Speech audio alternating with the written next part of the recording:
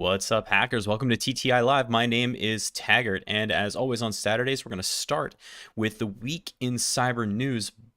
But I got to tell you, this stream is going to be pretty interesting. I'm really excited for it, but I have no idea what's going to happen. So just fair warning, this is definitely at kind of the edges of my understanding, and this is in fact live research. But let's get through the news. We just have a couple of stories today.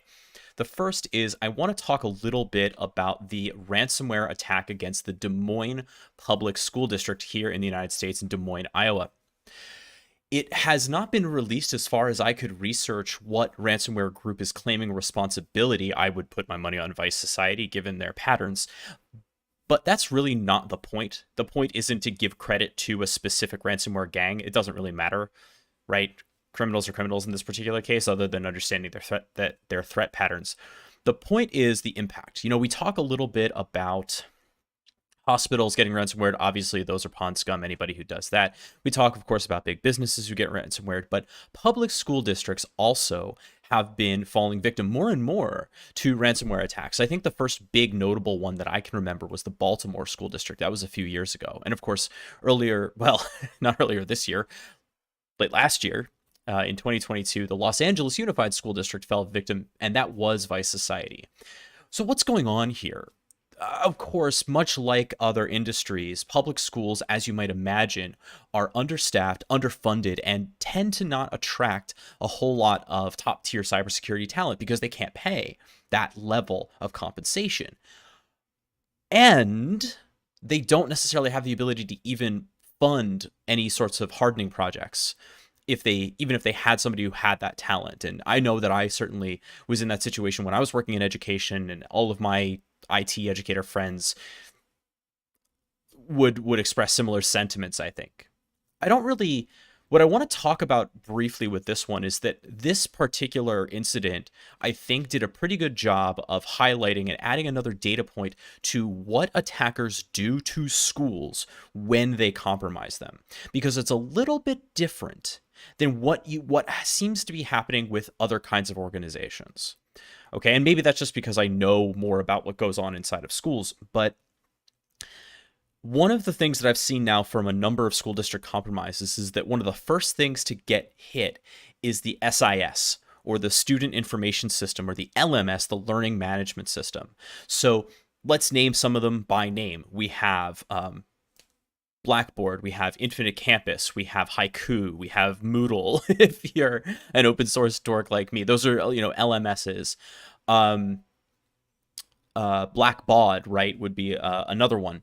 And so these are cloud services almost always now. Some places still host them on-prem, but most of the time they're cloud services. So that's a little bit different, right? It's not just like, oh, they're getting domain admin and compromising Active Directory. There's more to it than that. And in fact, a lot of this data that's stored in the cloud now becomes inaccessible, right? Or becomes exfiltrated, which is dangerous from a bunch of different perspectives. Because of that, I want to kind of make 2 points. If there are any educators who are watching, even if they are not in a position to make IT policy decisions, there are questions that you can ask of your IT policymakers, like how are we protecting our cloud assets? Right? How are we making sure that no one person's account compromise can lead to an entire school district being compromised? Because that's almost always what it is, right? It's a phishing attack that leads to escalation. How do you prevent that from happening? Where isn't multi-factor authentication that it should be, especially on these cloud services? What access do parents have? What access do students have? Because in schools, you're adding all of these other risk vectors that other organizations may not even think about. Okay. Oh, right. There was one other point that I wanted to make about the school thing. So another reason why this is a little bit scary is, you know what schools don't have? Bug bounty programs. You know what schools very rarely do? Full out pen tests. You know what they never do? Red team engagements. So we have this missing offensive aspect of cybersecurity in the entirety of education. Now, there are some folks out there who are trying to make this a little bit better, but by and large, it's not happening. And it's not happening because either the understanding isn't there as to the need for it, or the funding isn't there to procure it. What's the solution? I am going to continue banging my drum about the need for safe harbor for school districts. I believe that there are enough ethical hackers who would work pro bono or for nominal bounty compensation to test the security of school districts' networks to discover vulnerabilities before the bad guys do. But what those hackers need is a guarantee, and it can't be federal, right, in the United States, because these are state entities, usually public school districts or municipal entities, but usually state entities. They need a guarantee that they will not be prosecuted for good faith ethical hacking. That doesn't exist yet. And if it did, we may have, I know that I certainly would spend some of my evenings doing exactly this, right? So, because I want to make sure that I find those vulnerabilities before the bad guys do. So, I don't know where to go with that idea other than to put it out there in the universe. And maybe I can talk.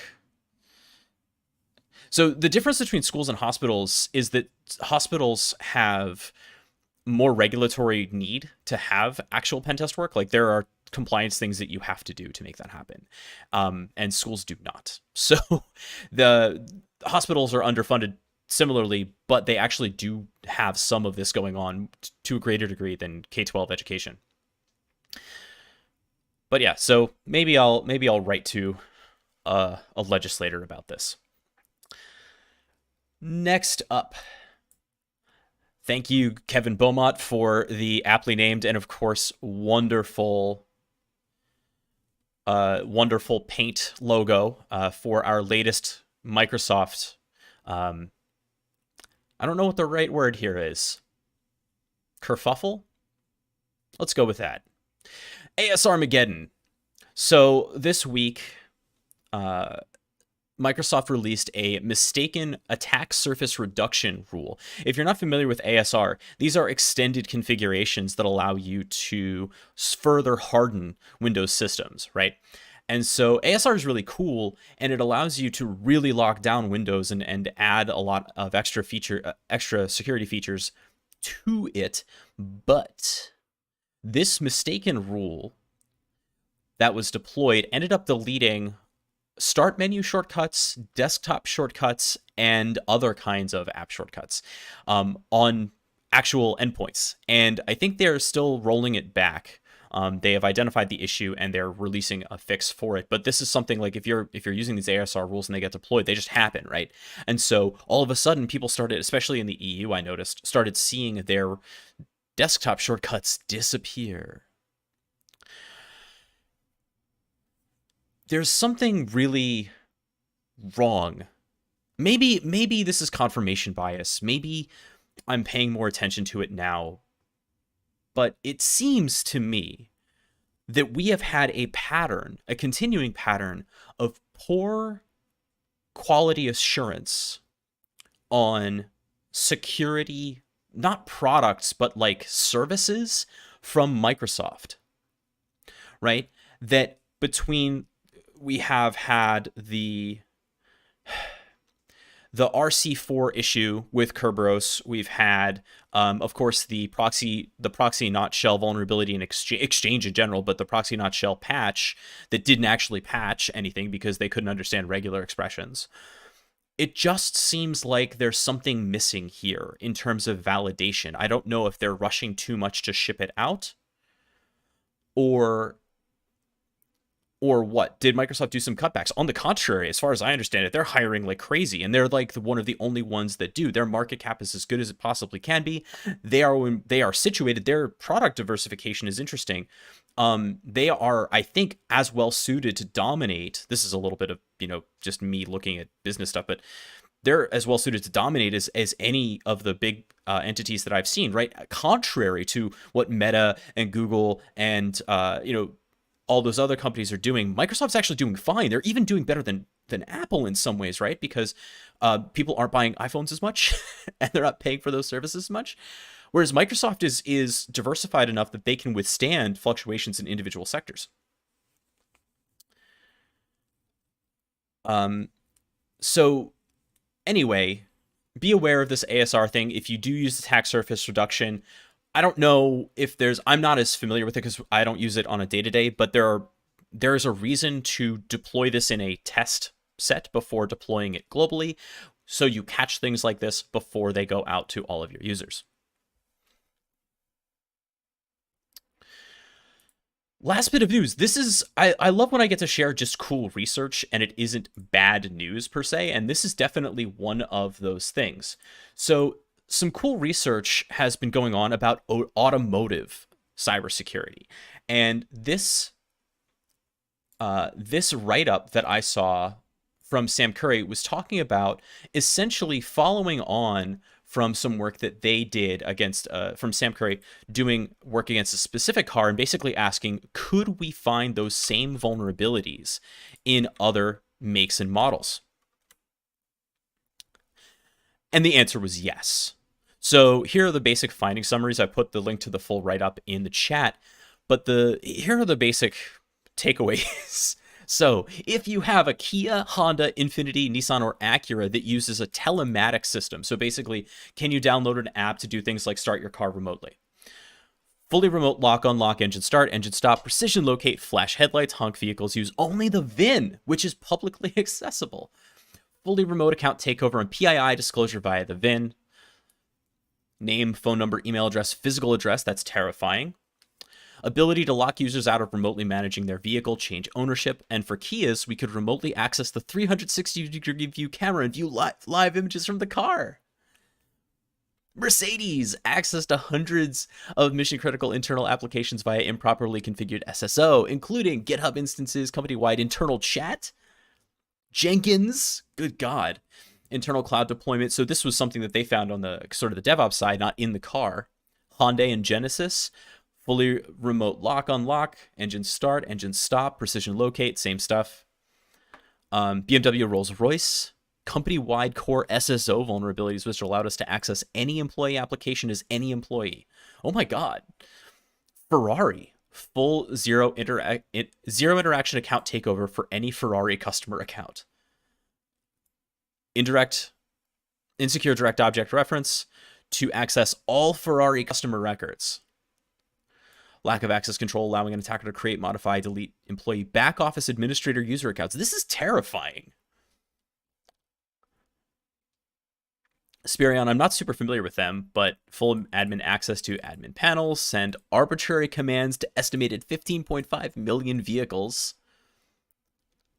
Oh, they make LoJack and Goldstar. Well, that's okay. Also horrifying. Ford, you know what? There's too much here. Go read this report, and then I don't know. I don't know what to do with this information. Stop using apps, basically. As much as I love technology, I actually don't love it that much in my car.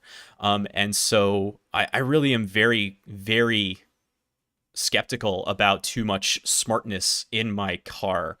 And apparently, for good reason. I think a lot about the scene in Minority Report where Tom Cruise's character's monorail vehicle or maglev vehicle is redirected to the police without him being able to control that. I think about that a lot because, like, one of the things I think often about is like, well, what if I need to get away from a system that is trying to catch me? Now, I don't have any plans on being that person, but like, I don't want my vehicle to take me where I don't want to go. You know what I mean? That's probably as foil hat as I get, but there is reason to be concerned about this smart technology inside of your car because it turns out it's insecure. And this is cars are weapons, right? They are really, really heavy things that move at high velocity. They are projectiles on wheels, right? And so we should be very concerned about how they can be used and abused. All right, so go check out that write-up. I think it's pretty cool. And with that, we are ready to move on to the work of the day. So I have some, that's not what I wanted to do. I have some live research for you. I've been doing a little bit of this at work, and I've been doing a little bit of this on my own and thinking a lot about file entropy. I think about entropy, of course, because, you know, well, we're all going to die someday. No, it's because entropy is a really interesting component of analysis of a system. We'll talk about what file entropy is, how we can use it to our advantage, and today I'm hoping we can try to use a little bit of machine learning to analyze web content and see if we can determine whether entropy by itself is a useful indicator inside of otherwise protected web assets to identify potentially suspicious files or potentially malicious files, and what degree of confidence we can have with that. Okay, let's get to work. So let's start by talking about what entropy is. And by the way, let me actually, before we even get there, let me start with a full disclosure that I am not a data scientist, okay? There we go. I am not a data scientist, right? I'm an English major. But I've been fascinated by data science and even, yes, AI and machine learning to a degree as to what it can do to increase the capabilities of defenders and threat hunters like me. I truly believe that data science in particular is the next frontier in the skill sets needed for the edge of threat hunting. And the reason I believe that is because that is what these automated tools are trying to do, but they are doing a bad job of it. Like if you think about user behavior analytics or other offerings like that, they are collecting massive amounts of data about your user behavior and then seeking outliers, right? But there are ways in which you could do that and an ad hoc cadence, right? When you need to go threat hunting, if you collect enough data, you can use that data then to perform other kinds of analysis. Oh, here's a really, really good example, and this is another one that's automated, but that is cool to know. So like, so Rita from Black Hills Information Security, right? Or actually, I think it's from Active Countermeasures. Rita, Active Countermeasures. Now, this is an open source tool, but it is baked into a commercial product called AC Hunter, which I always like to joke about because it has one of the goofiest UIs I've ever seen. I mean, goofy, but kind of cool, hey, right? Folks, I'm Chris. Look at this. You know, it looks the way you want cyber interfaces to look. But what does AC Hunter do? What does Rita do? What they do is they take packet capture data by way of Zeek, okay? And then they perform statistical analysis on those data sets to identify beaconing traffic. What does that mean? So a beacon, right, like a Cobalt Strike beacon or a Sliver beacon, is going to have to phone home at some frequency. And there's going to be jitter, right? There's some randomness there, but there's only so much randomness, and it's going to phone home every so often.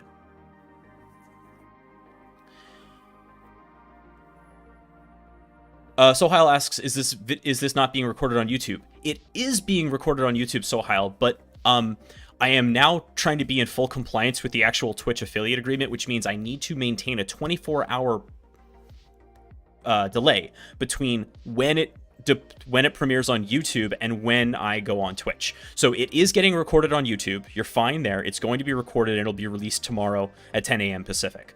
Okay, but I can't, as an affiliate, I can't really do cross live stream on YouTube and Twitch per the agreement. And so having now had that brought to my attention, I have to do it the right way. But yeah, don't worry, the video will be there in perpetuity.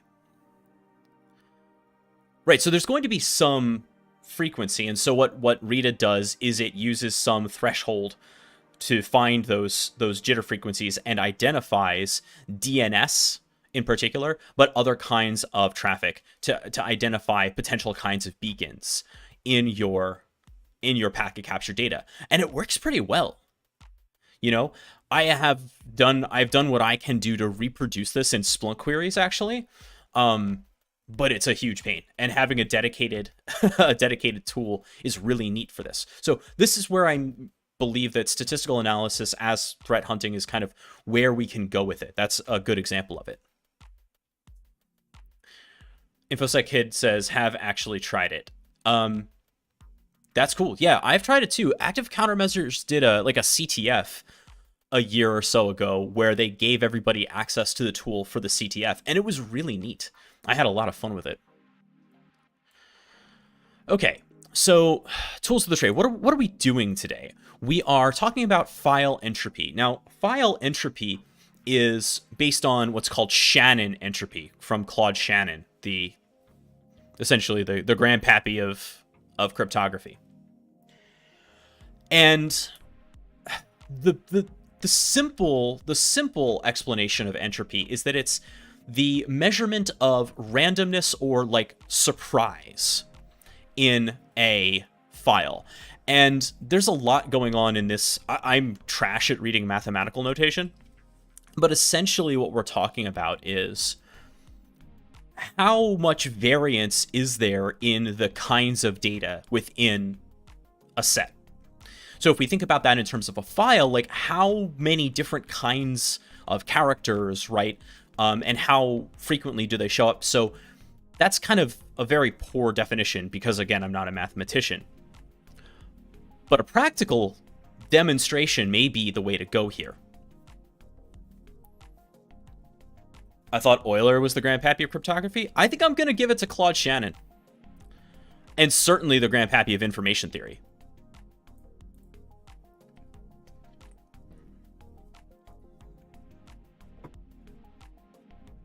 At least modern cryptography.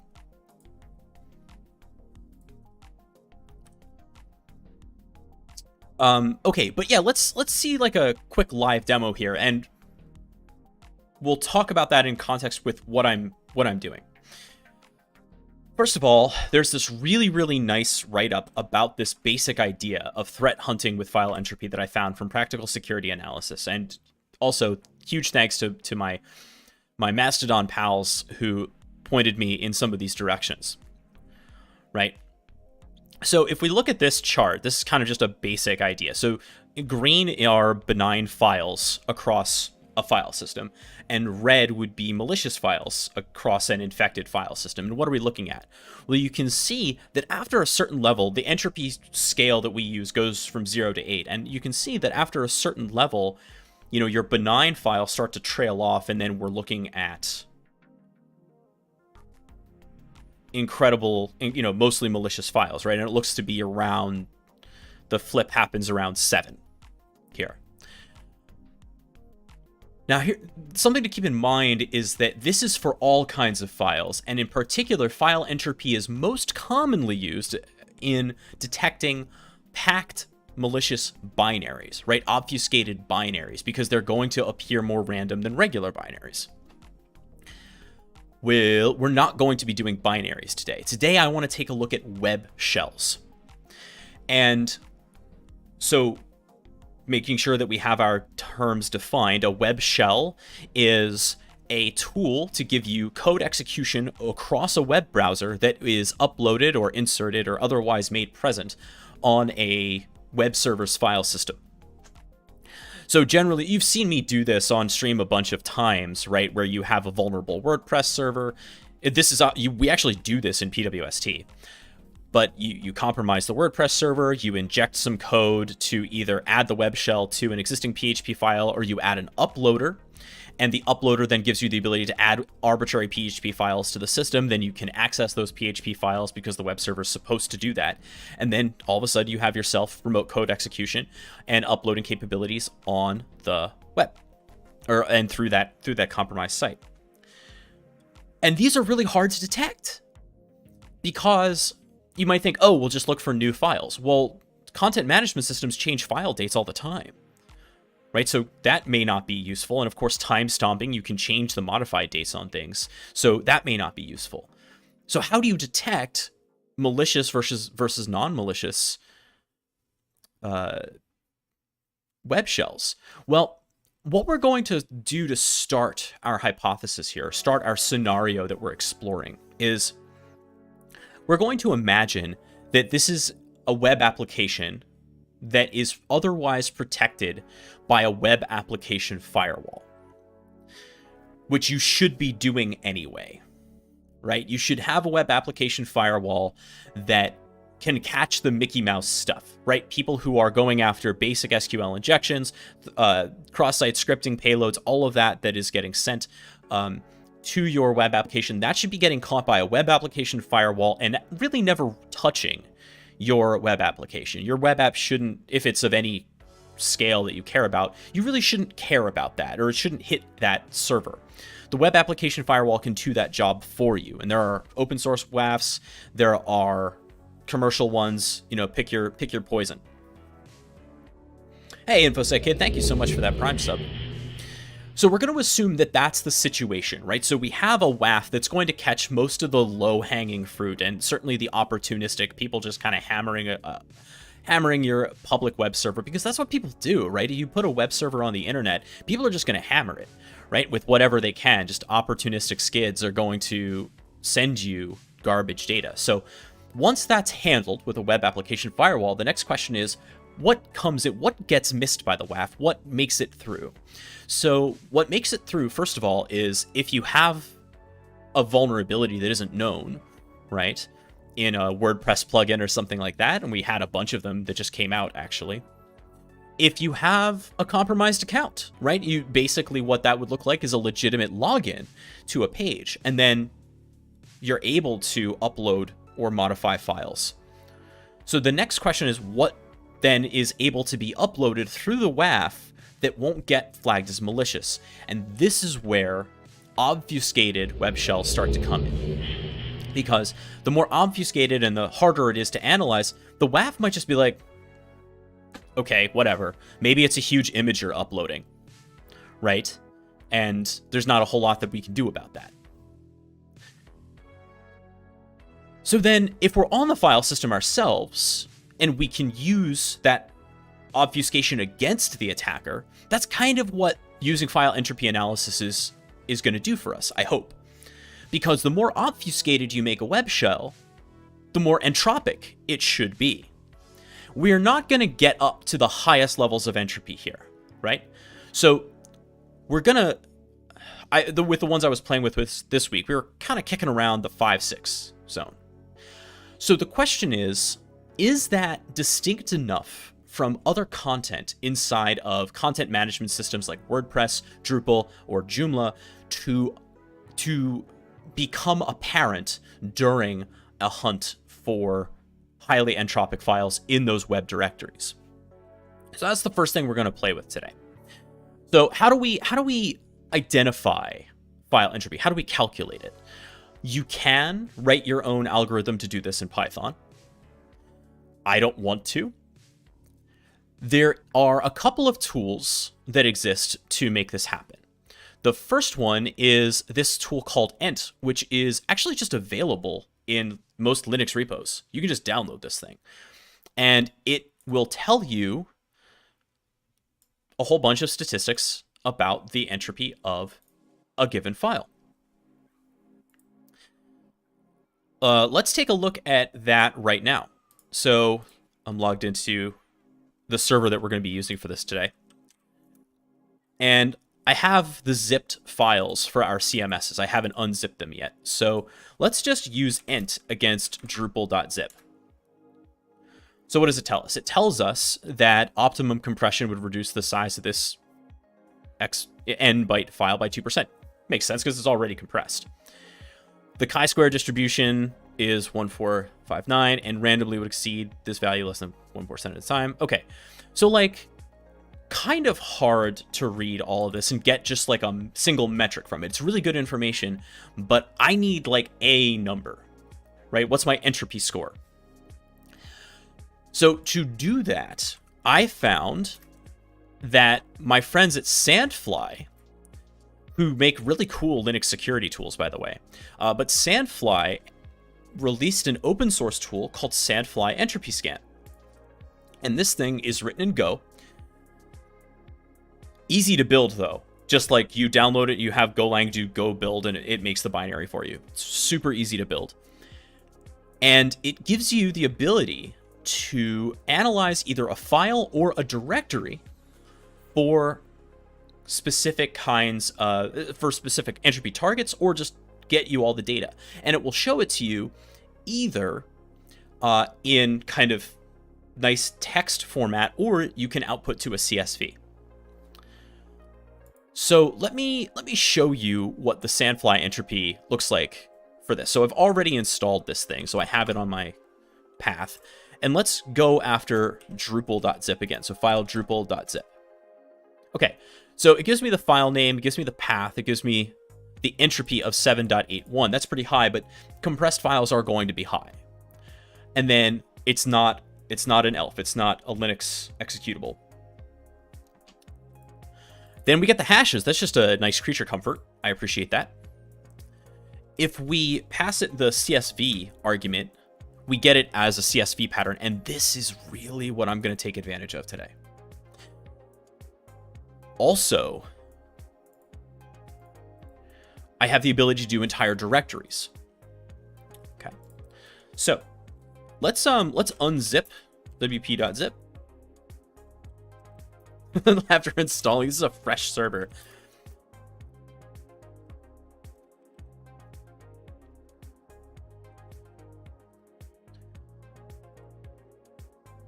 In case you're curious what I'm using here, of course we're using Starbase. And we are running this on an Ubuntu 22.04 called The Brain. And this thing is 8 cores, 16 gigs of RAM, and I've given it a 200 gig volume because I have set up Jupyter Hub on this thing. So Jupyter Hub, you know that I love Jupyter. Jupyter Lab, I wrote an entire 2 courses using Jupyter, right? There they be.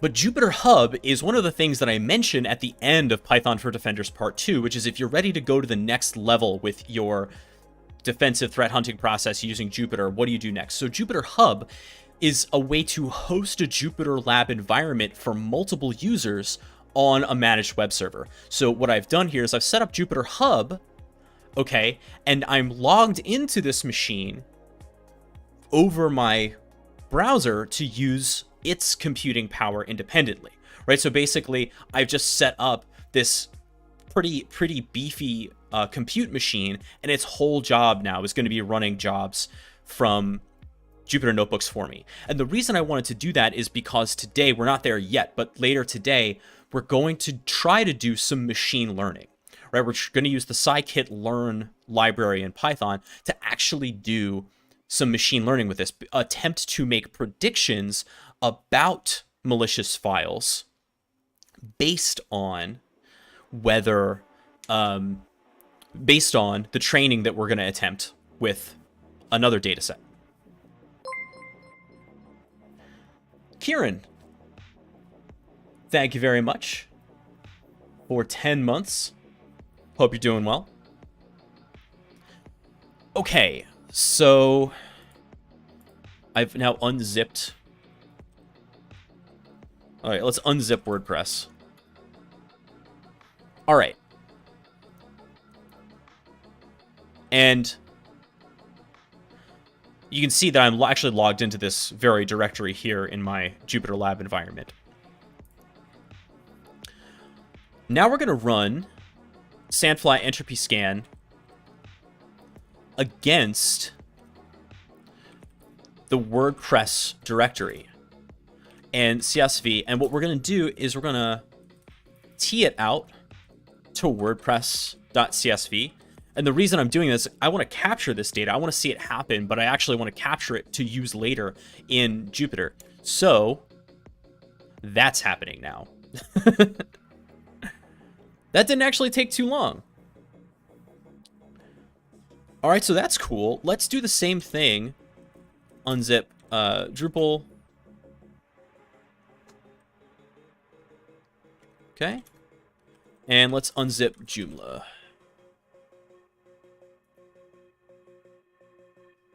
Okay, so now we'll run this against... Actually... Oh, for the love of God. That sucks. What did that?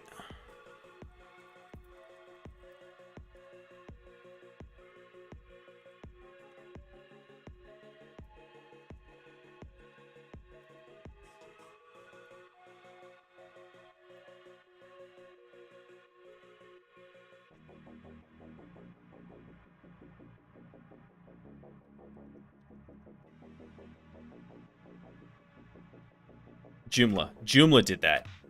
Ugh. Sucks. Okay.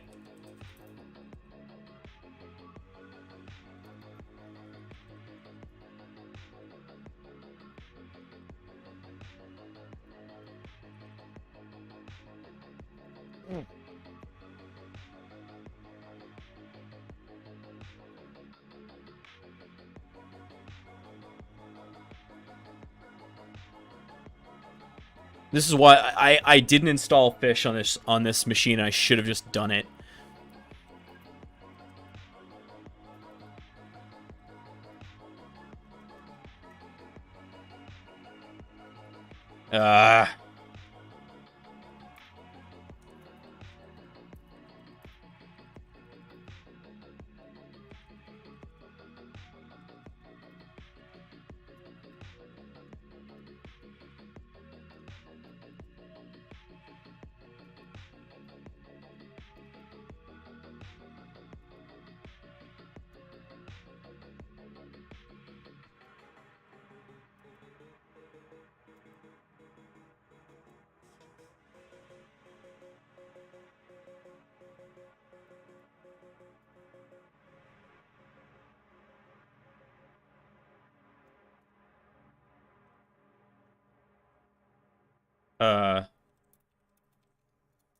Almost clean.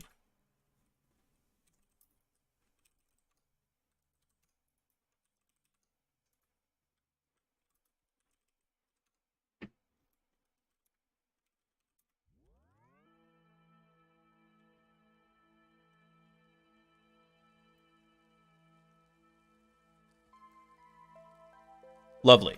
Okay, now we can run Sandly-Entropyscan, dir. Let's do Drupal 10 and CSV and tee that to Drupal.csv.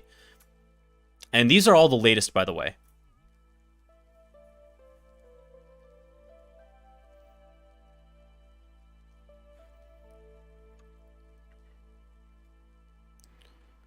That's a much deeper bench.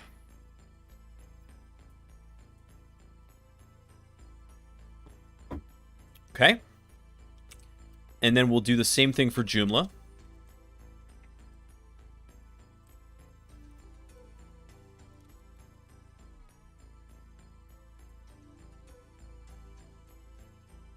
So this is cool. The first thing we're going to do is some exploratory data analysis with this data and collect it into a pandas data frame for easy analysis. All right, so we have our 3 CSVs here. Okay. Let's go ahead and create a new Jupyter notebook specifically for this. All right, we'll call this CMS EDA, because that's what it is. CMS Exploratory. Let me know if the text is too small. I can certainly zoom in. Yeah, that might be a little bit better. All right. So first thing we're going to need to do is import some stuff. First is from pandas, or no, import pandas as PD. We're going to import plotly.express as PX. And I don't know if I'm going to need it, but I'm going to import it anyway, which is the old school matplotlib.pyplot as PLT. So Pandas, of course, is our primary data analysis library. It's what we're going to use to load these CSVs into workable, essentially, tables for analysis. And Plotly is my visualization tool of choice. Matplotlib is kind of a more old school way to do it, but it has a lot of capabilities, and sometimes it's the right choice.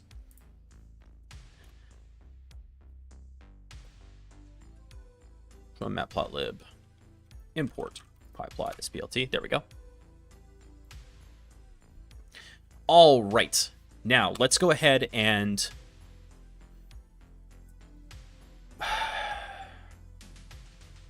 You know what? Let's do this all in one go. That'll be the easiest way to... No, actually, I don't want to do it that way. My bad. We're going to say Drupal df equals pd.read CSV.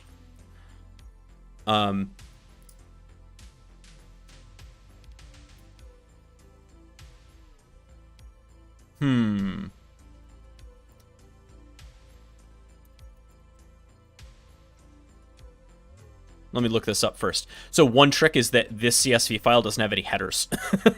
And I want to make sure... Yeah, there it is.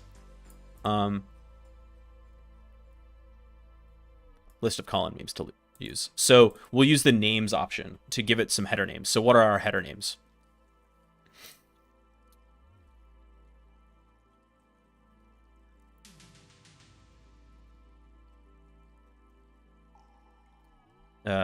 Presumably it's file name, path, and then what else do we have in here? I love that I can just look at these. So Entropy is the next one. And then comes is elf. Then comes MD5 SHA-256, I think. Let's get that data.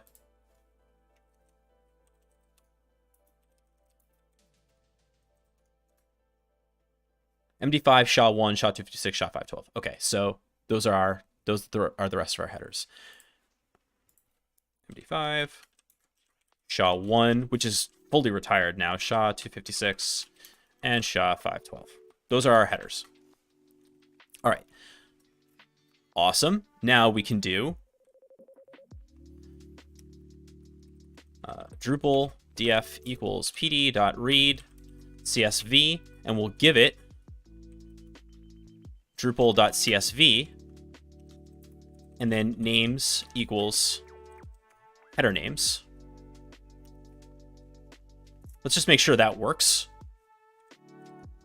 Drupal df.head. Let's just see how it looks. Phenomenal. Looking good. All right, so now that we know that that works, let's do that for the other CMS files. I will do Joomla.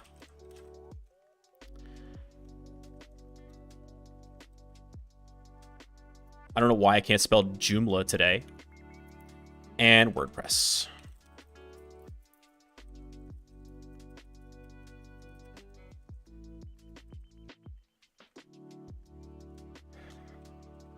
Haven't had enough coffee this morning, I think. Names equals header names. Pause for coffee.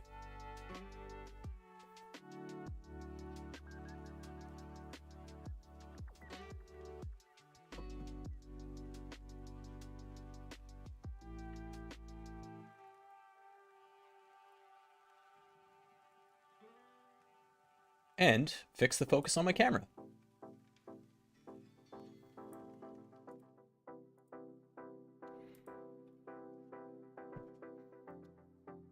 You want to see this haircut in full focus. I know that.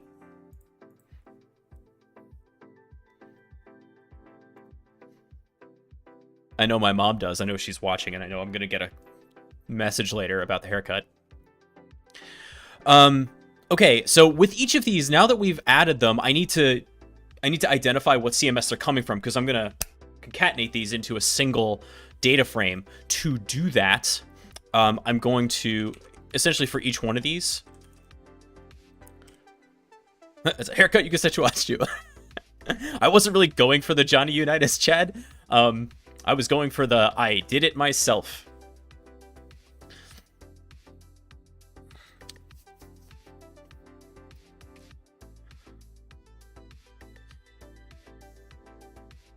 Yeah, haircuts cost too much in LA.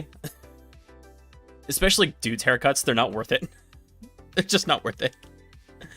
Okay, so Drupal DF, we're going to add a column here called CMS. And we're going to set it equal to a single value, which is Drupal. What this does is it's going to assign that value to every row in this new column that we've just created. So we can do that for each of our data frames, right? And just call it Joomla. Once more. CM equals WordPress. Awesome. Okay, so now what we'll do at the very end of the day here is, let's comment. Let's do some good commenting here, right?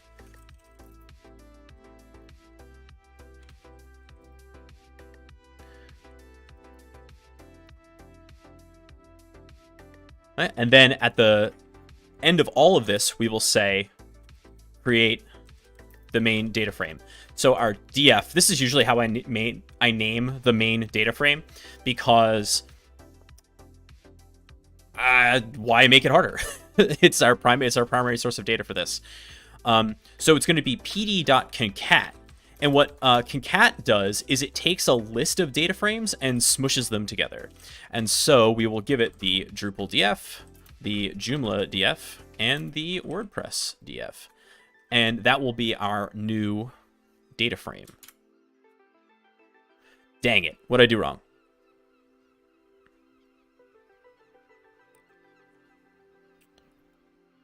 Error tokenizing data. Expected 8 fields in line 801, saw 10. What? Line 801, saw 10. WordPress CSV. What happened?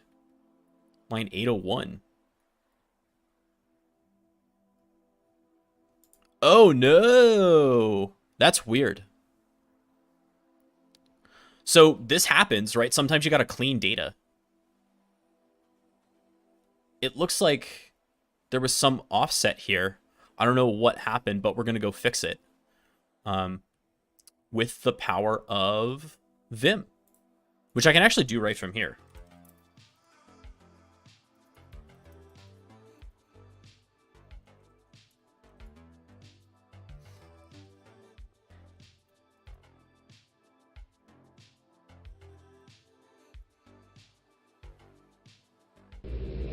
Let's go 801 GG.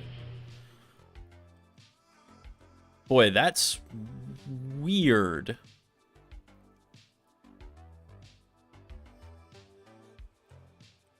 There's like, oh, I see, there's a comma in the file name, which is bizarre. Let's replace that with an underscore and see if that solves the problem.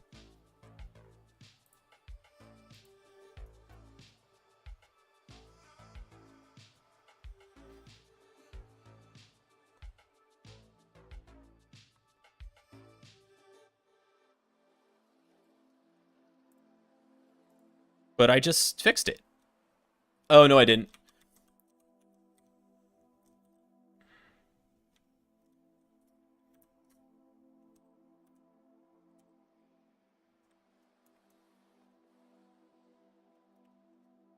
Now I fixed it.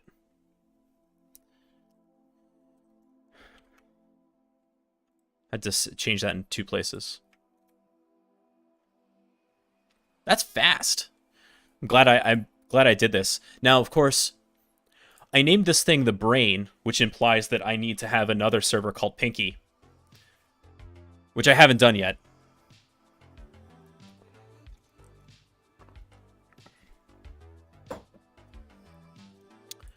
All right, so we have our data frame. Let's just take a look at it here, do some basic analysis.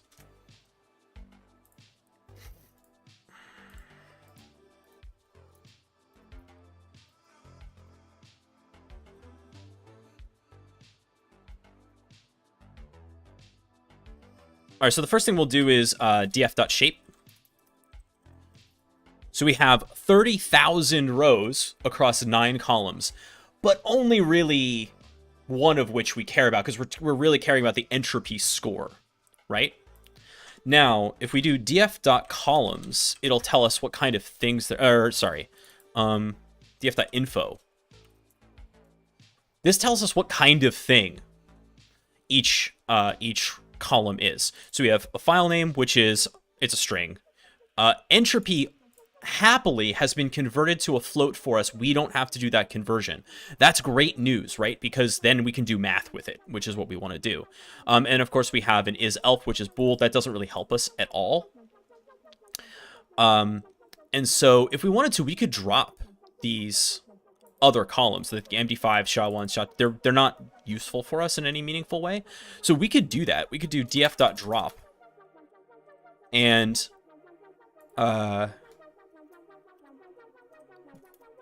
give it MD5, SHA1, SHA-256, SHA-512, and actually we can even drop is_elf because that doesn't matter for us at all. And let's do that in place so that we're modifying our actual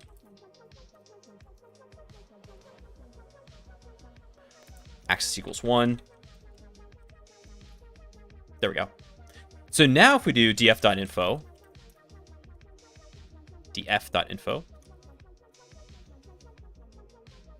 much cleaner, right? And so this is going to save us a little bit of time.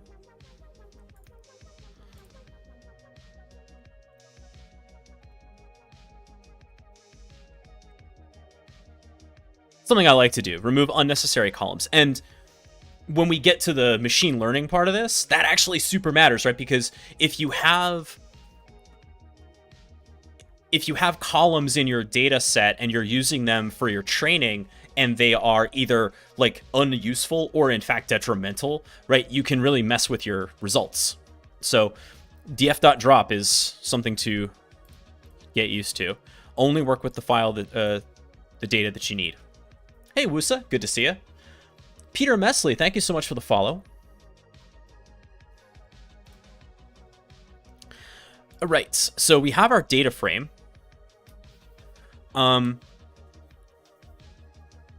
This is kind of cool. So let's do, yeah. Let's do px.bar. It's df x equals CMS, y equals. So now what we're doing, actually I should add here. Now we're going to do central tendency analysis.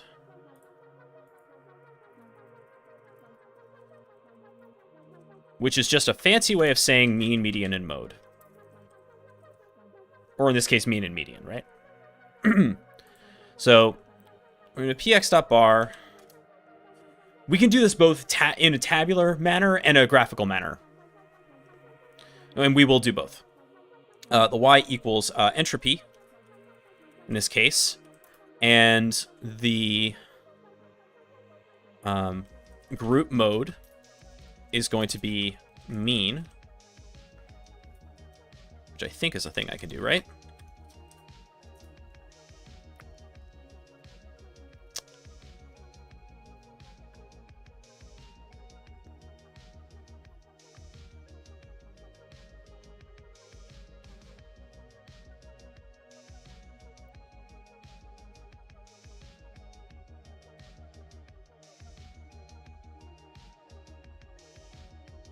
Not color.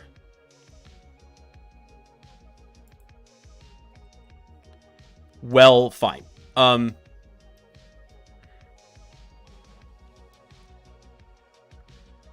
really thought there was a way to just do like Plotly group mode.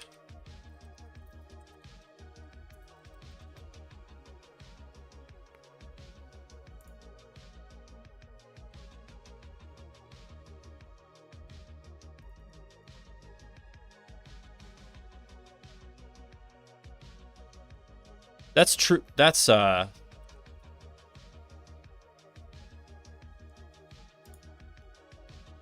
know there's another way to do it, but I thought there was a shortcut that I just learned last night as I was researching this.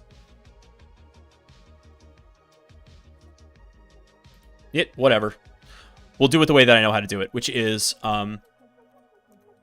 we'll say means equals df.groupby cms dot mean dot reset index. That gives us back. So what that does is it groups everything by the CMS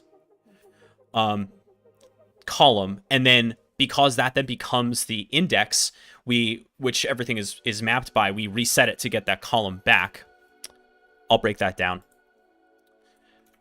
a little bit more. Wusa is asking, could you explain what entropy is in this context? Yes, so we did that at the beginning of the stream, but entropy in this case is the amount of randomness inside of a given file. And so when you have a highly obfuscated file, like a packed binary or a zip file or an obfuscated web shell, your entropy increases. And so what we're trying to determine right now is whether obfuscated obfuscated web shells are significantly more entropic than the data you would expect to find inside of content management system directories. So like if an obfuscated web shell gets past a firewall, is there another way to detect it? That's what we're looking for here. And so here we just use the Sandly-Entropyscan tool to generate all this data. And so against a zip file, right, the entropy is 7.81 on a scale of 0 to 8. So that's what entropy means in this particular case. And you can try this out on your own, by the way, right? You can run these entropy scans, by the way, against any sort of file, right? And you can even run it, let's say if you're an offensive operator, run it against an unpacked or an unobfuscated payload, right? And then run it against an obfuscated payload and see the difference. It's pretty interesting to observe. Entropy is a factor that most EDRs take into account when analyzing a file. And so the question here is it sufficient?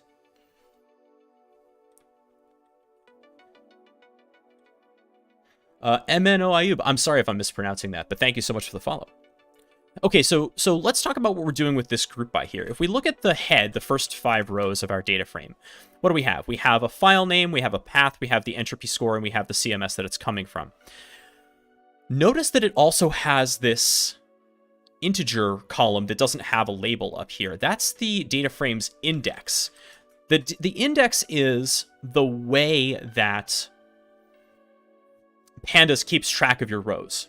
Now, by default, you're going to get this thing called a range index, or in this case, an int64 index, that's just row numbers, okay? And what that means is that I can access individual rows with the loc and then getting that specific integer. Unfortunately, they're kind of messed up. I should have fixed that. .reset index. Okay, let's try that again. All good. And now I'm getting 1 value. The reason I had 3 results before was because I concatenated 3 different data frames which had their own indices. And so I got the 0 index on all 3 of those indexes. That's why reset index is so important. But now I'm just getting the 1. Okay, but now if I do a group by, so let's do a group by and do a mean. Right? It's yelling at me, but now take a look at the means. You can see that I just have 3 rows here, and this is how you would do it in a tabular fashion, right? The index isn't helpful here at all, but the entropy value, right, shows me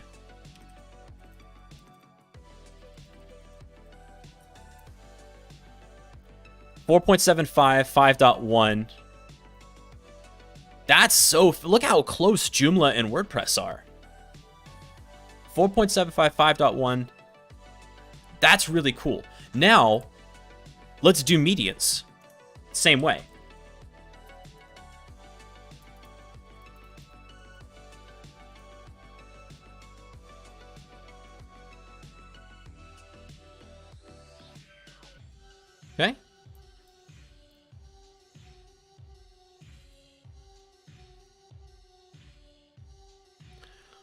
Now remember that median is how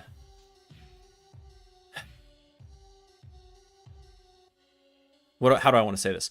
It's median is the central tendency as many values are above the median as are below the median, right? So it's the center point in the range of values, which is different, right, from the mean.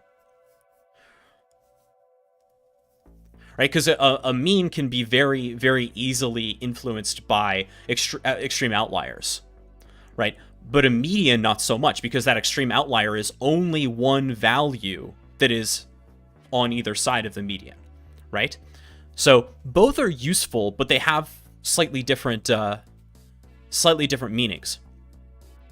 I think this is really interesting, though. Look at how close the median entropy is for these.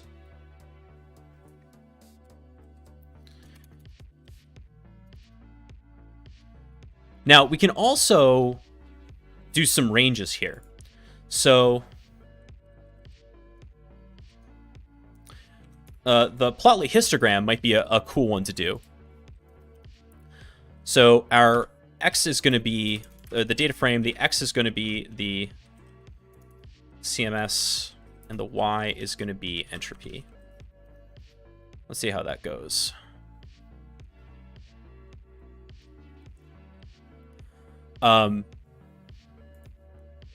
That's the sum. I didn't want that.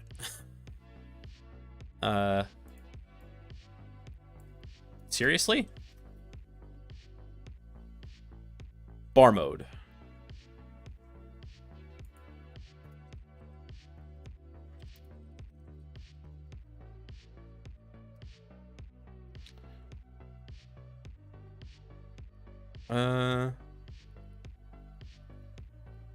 You know what's funny? I never do this with Plotly. I usually do it with plt.hist. And so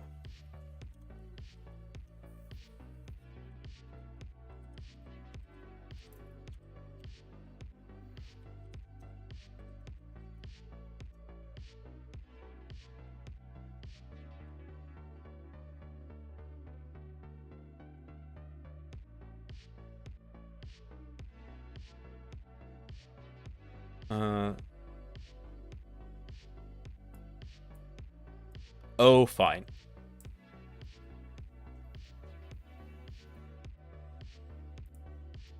We'll figure out how to do it with a histogram.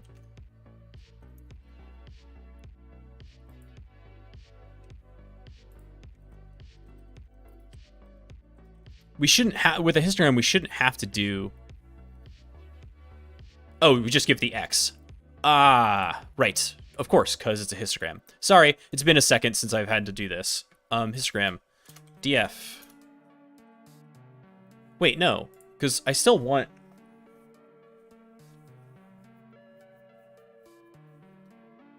yeah, no, that still works. So the X is the entropy. So...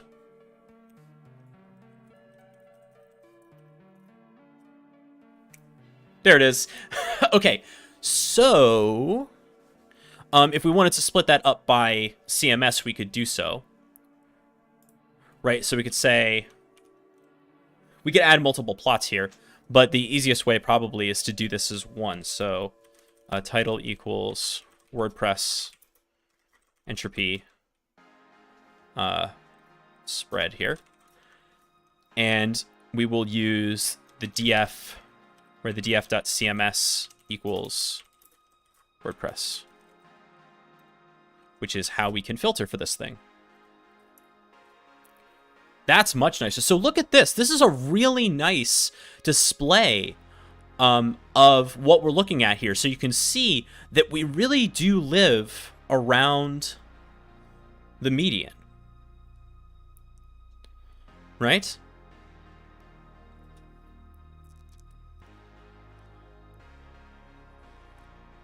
And if we wanted to map the median onto this, by the way,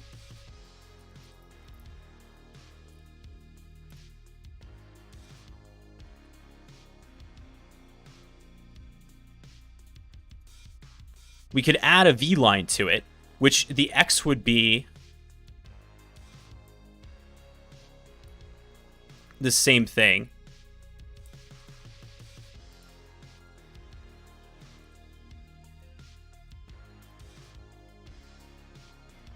Right?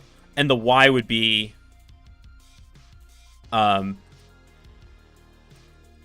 entropy dot max. Just so that's our Y value, right?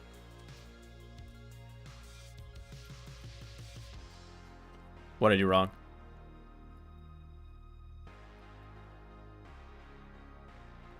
Did you mean Y? Y0. Yes, X0, Y0.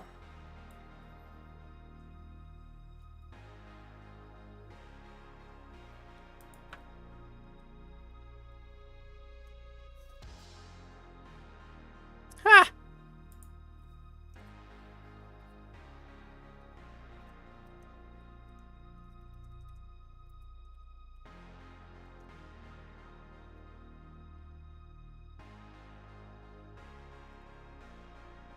That's interesting.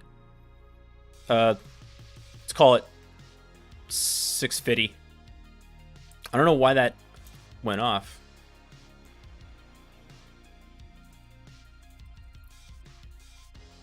What threshold do you use to interpret the entropy result as suspicious? I will answer that in just a second.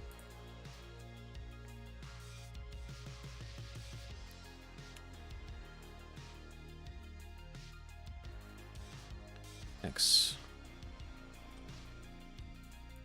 Come on.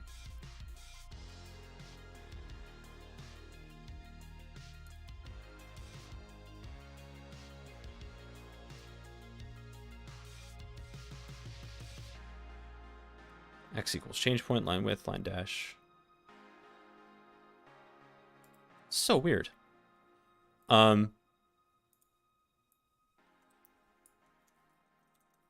Well, that's why we have the question mark here. X row equals all.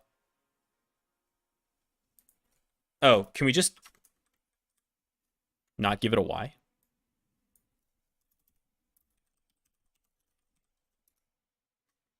Does it not like color? Yeah, it doesn't like color.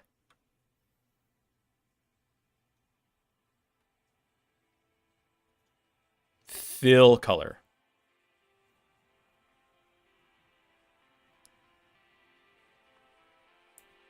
Well, let's see what it gives us out of the box.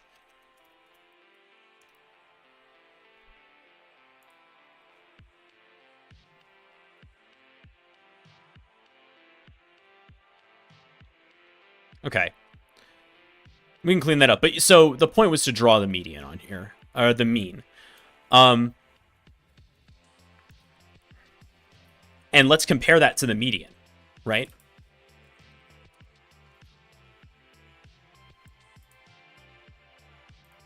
Oh, I see. I see what happened there. It worked and then it overdrew. There we go. So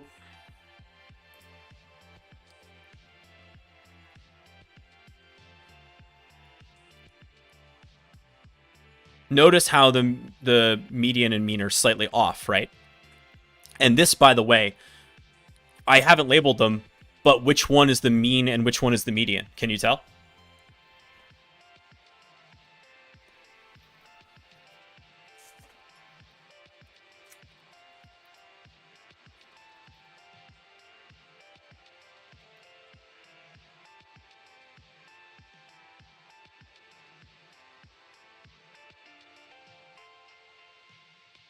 Left median, right mean. That is right. So in a histogram, your median is going to be in your central bin, right? So what these bins are containers of counts of how many values are in that range, right? So from 4.8 to 4.9, we have 340, or 4.7 to 484, really. We have 347 values, right? So because of the nature of a histogram, the median is going to be in your center line of the median. Now, that doesn't always mean, by the way, that it's going to be like at the top of an apex, right? Because this happens to be a fairly, what we would call, normal distribution of values, right? With a bit of an outlier over here. With super high entropy over here. But yes, the mean is going to be higher because, as I said, it's impacted more by outliers, right? These 8s, or whatever they are going to mess with the mean much more than the median. Okay, now I'm curious though.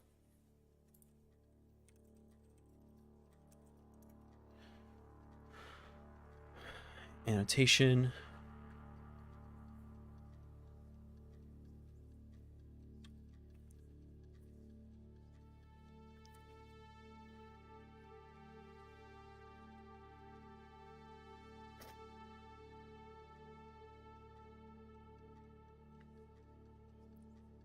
I know you can do more with that.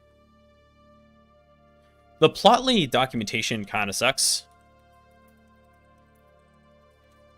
There are good parts of it, but then there are not good parts of it. Right? Line color equals red.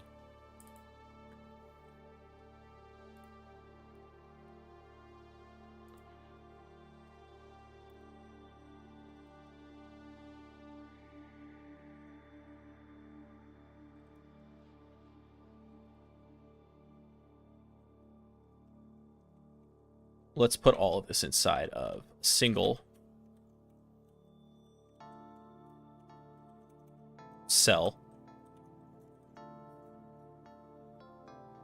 Much better. And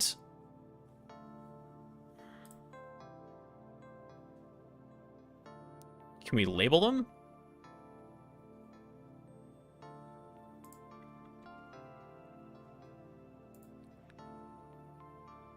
See, there isn't just like an API reference, which is really annoying.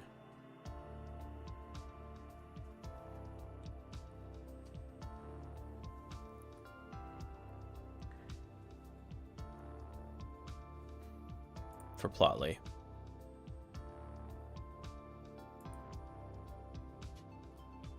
API reference. Here we go.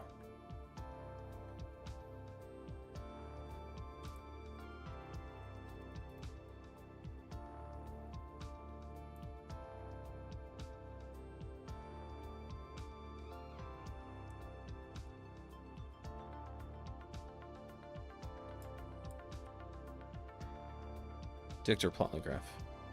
It's interpreted as describing an annotation.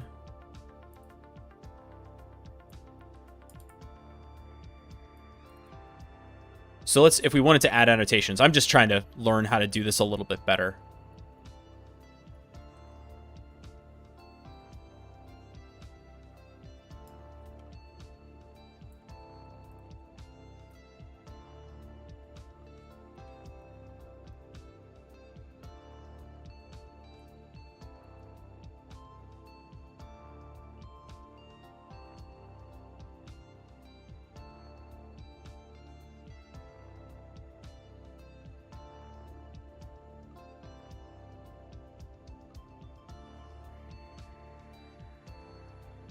Will Plotly allow us to see the standard deviations easily? Yeah, it will.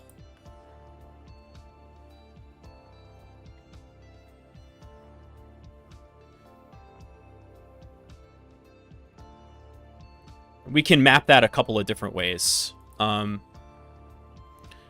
on a histogram so much, but on bars we have more capabilities to do stuff like that. And also error lines if we wanted to. So we have a WordPress. Let's do all of this for Drupal.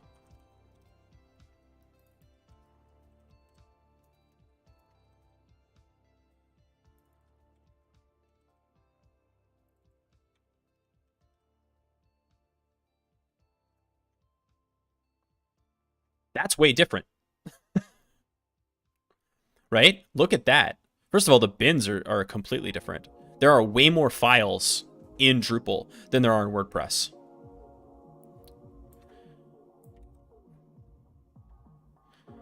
And notice that our mean is actually lower than our median in this case, because we have a bunch of very low entropy files, maybe more text files. We have a few outliers over here, but it's mostly still hanging around the high 4s, 5s. And let's do Joomla.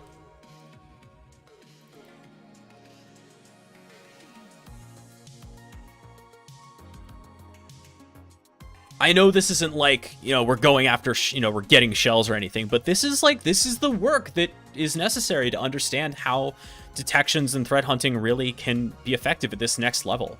This is the kind of stuff that I didn't think I would be doing, but it turns out is really important to understand how to make defenses actually work, right? You need quantitative data to understand what you're looking at and what your false positive rate and what your true positive rate is going to look like. This is how that is, this is one way that it's achieved. So again, we're hanging around 4 and 5. We saw that in the tabular analysis, but the spread is interesting. We have a lot more outliers here.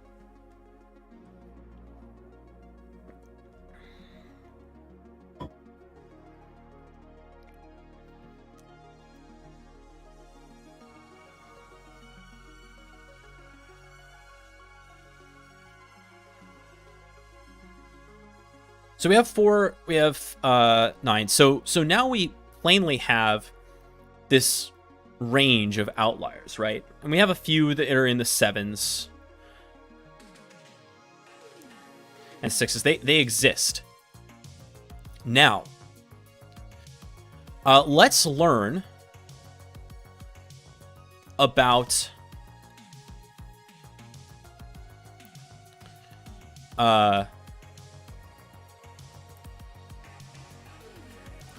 ooh, actually, pandas.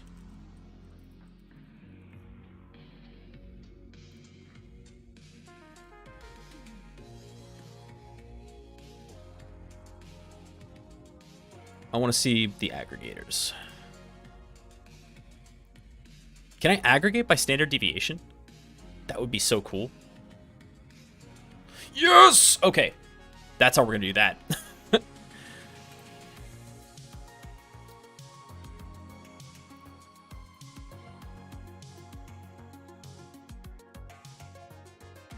The first question is, what constitutes an outlier? You can look these up, right? Outlier.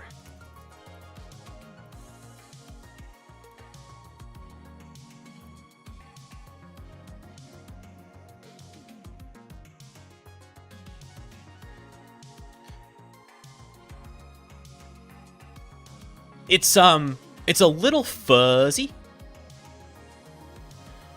Usually you want to do, yeah, it's like 1.5, the interquartile range, which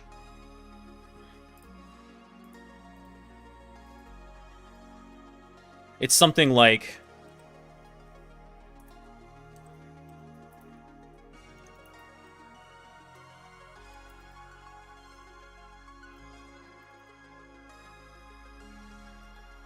which I think I have.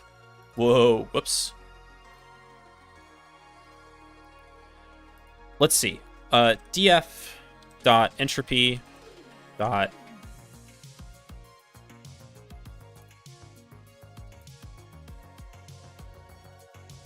don't have in there, but I might have it in scipy.stats. So I'm going to import that.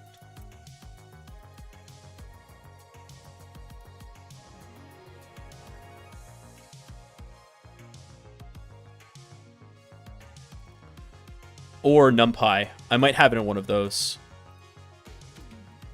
Or NumPy as NP.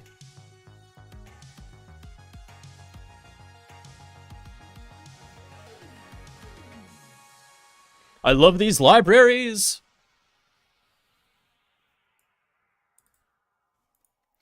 Okay, so we're going to compute the interquartile range with that. So to find outliers, right? if we do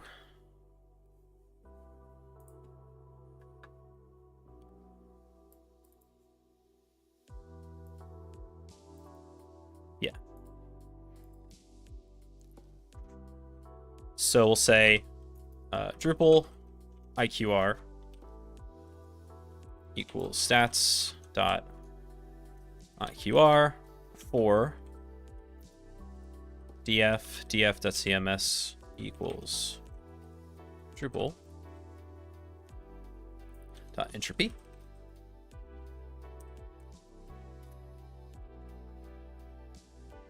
Oops.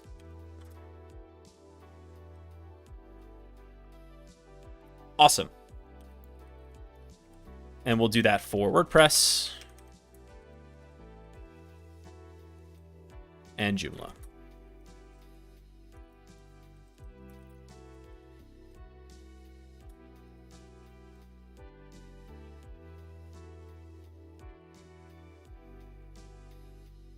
right, let's take a look at those.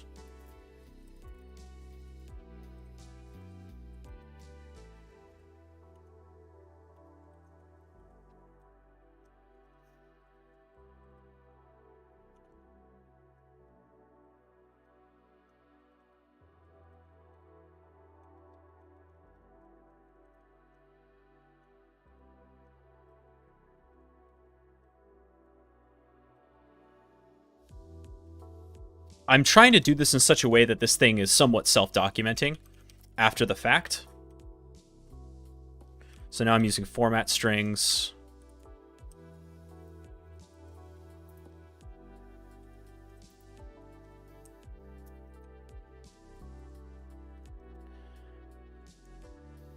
Once again, if you are interested in this kind of thing and you want to learn how to do, not to this level, this is kind of like, this would be essentially Python for Defenders Part 3. But if you want to get started with this stuff, Python Defenders Part 1 is free and will get you used to working in Jupyter. And if you're not familiar with the Python programming language, it actually serves as an intro to the Python programming language. So you can just do that.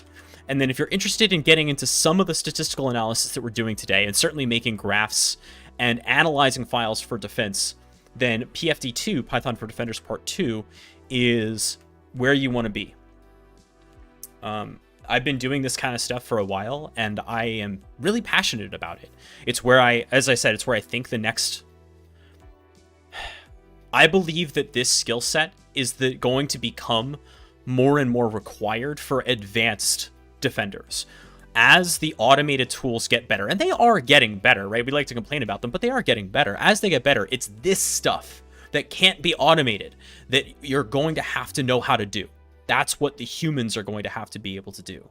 And the reason it can't be automated, by the way, is because coming up with these hypotheses, right, is still a little bit of an art. So for now, at least, we have to come up with good questions. Just like even if you're using ChatGPT, you have to come up with good prompts. It still obeys the garbage in, garbage out maxim.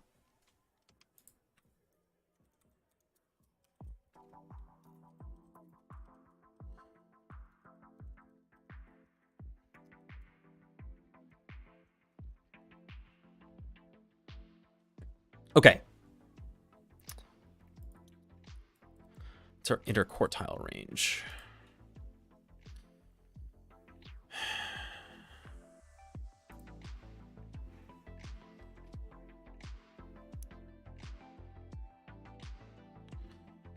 So we got our third quartile, and then that's like small.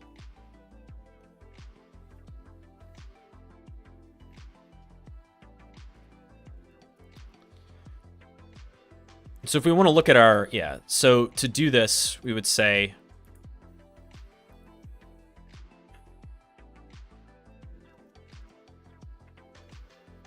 you know what?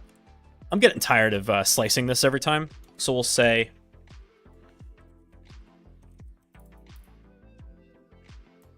just like so.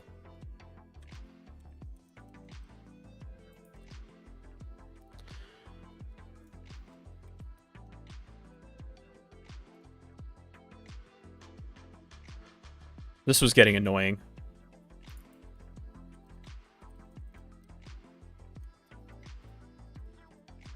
And I don't think we're going to be making any changes to the data frame after this, so this should be fine.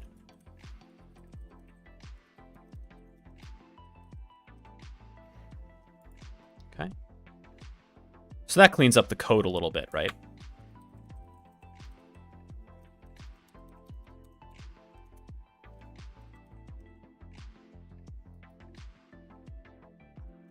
Yeah, it still works.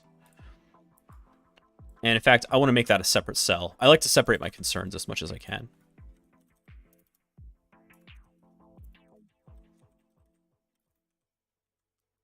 So we calculated the IQR, but let's actually calculate our Q3 and Q4 or Q1 quartiles. So Drupal Q1, right, is if we look at how this is demonstrating it here, we know we have a median.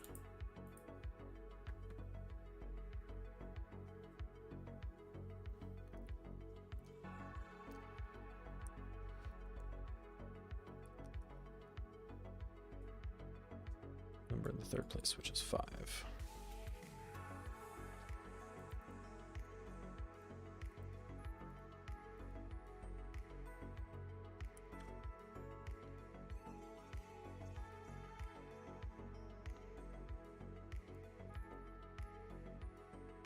Lower quartile. Okay, find the median of the first. We find the median of the first half of the data set. So find our median, and then we set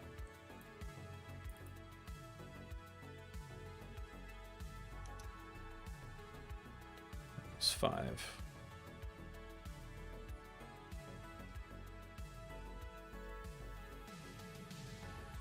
The lower half. Okay, so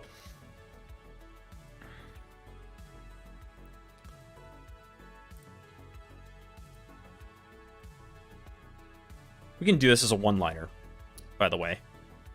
Let's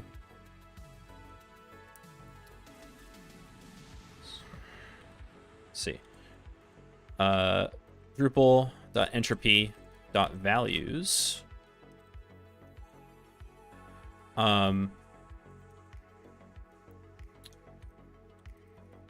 Sorted.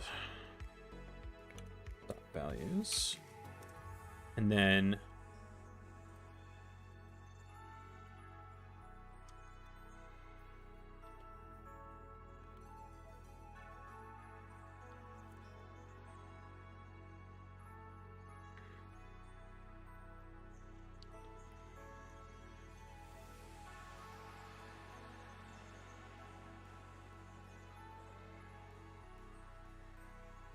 we'll do this as a list comprehension, actually.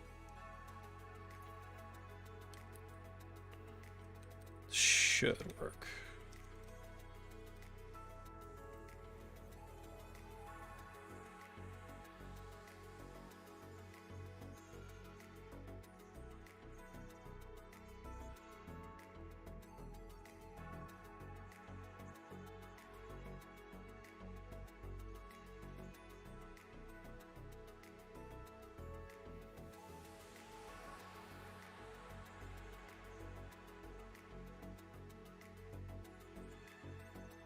Doing a little math for me there. And so now, since I need to find the median of the bottom half, right? I can do np.median of that whole thing. That is a mess, but it actually will work. And there's my Q1. I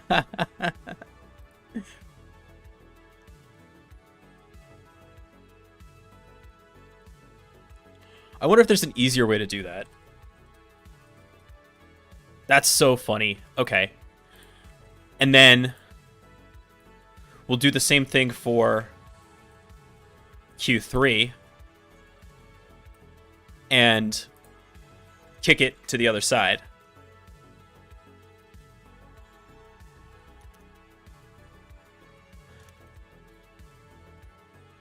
Now, if I have a statistician here that knows that I'm doing this in a completely messed up way, please feel free to correct me here. Right?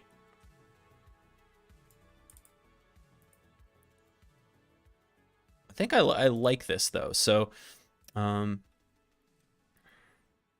to be WordPress.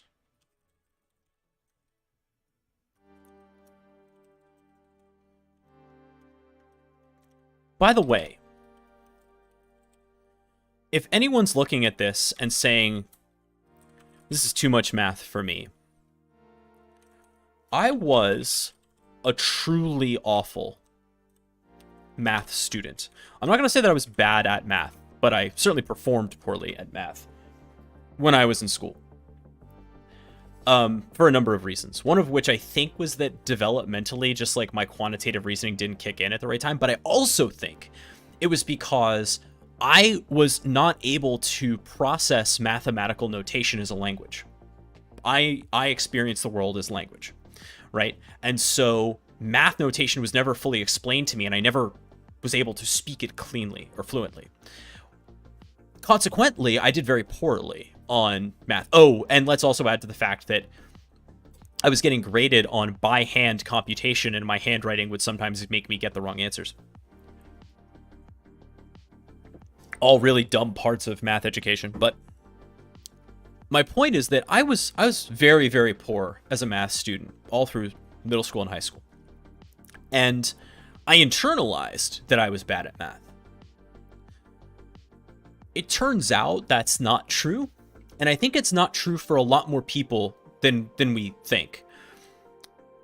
Once I started programming and I was able to interact with numbers in a new way, first of all, through a language that I could understand rather than mathematical notation, my quantitative understanding exploded.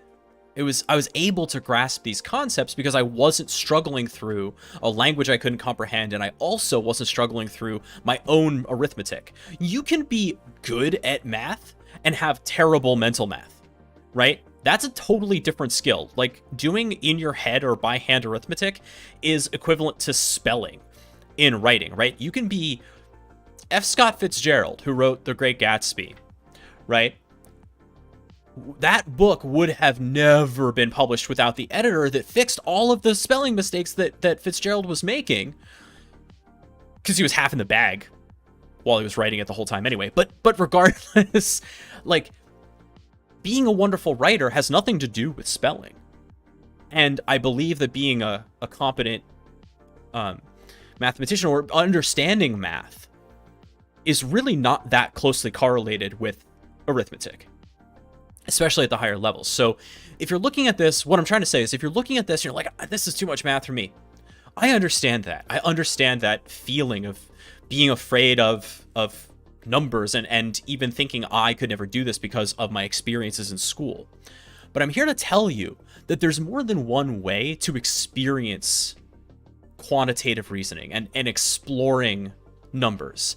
And that for me, programming was the way that I could access that world and begin to understand it, to the point where I truly believe that there, in some future, if we could introduce math, even algebra, through Python or other languages, it would really change the way that people understand numbers. The fact that in 2023 we still educate kids primarily via manual computation of numbers is a little funny to me. We don't have to do that anymore, right? That's a holdover from literally the 18th century, if not way before. But certainly in the United States, the American school system's mathematical education began to be formulated in the 18th century and then formalized in the 19th century, and we haven't really changed it much since. The textbooks got newer. We added calculus, I guess, but that's kind of it.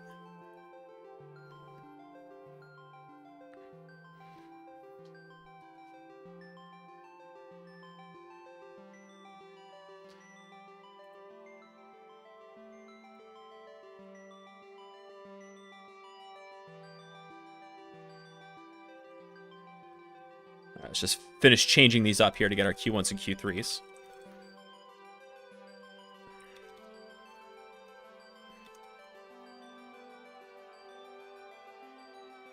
Now you might be thinking, hey Taggart, why aren't you doing this with a for loop? I could. The thing about a for loop, though, is that sometimes a for loop to repeat through all these, right, is actually less useful than just doing the manual repetition yourself. And the reason I'm doing it here is because I want these named variables, and I don't want to have to access them in something parameterized, right? Which is hard to do inside of a loop.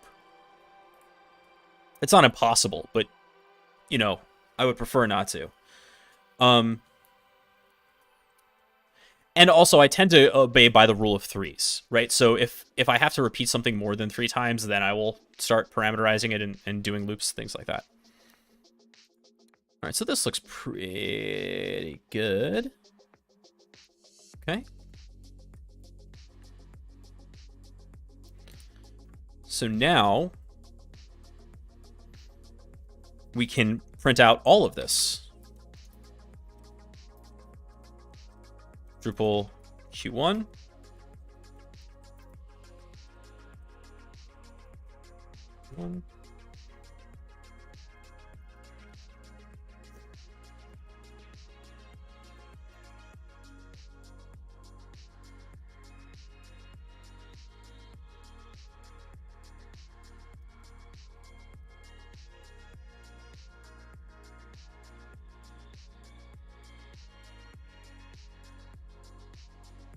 Hey.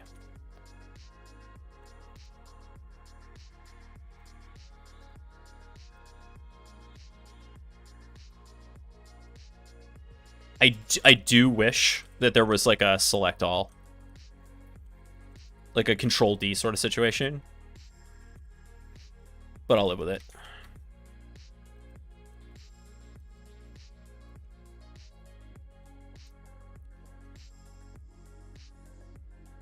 Yeah, InfoSec Kid, you know, I thought that I wouldn't need a whole lot of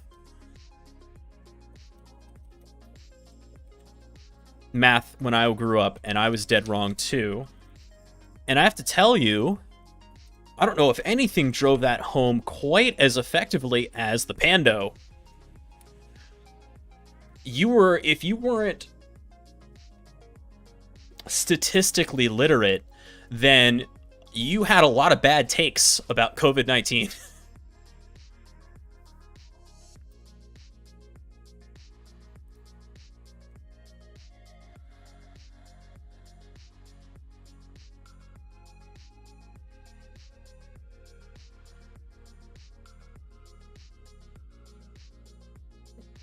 Okay. Did I not run this cell? I didn't run this cell.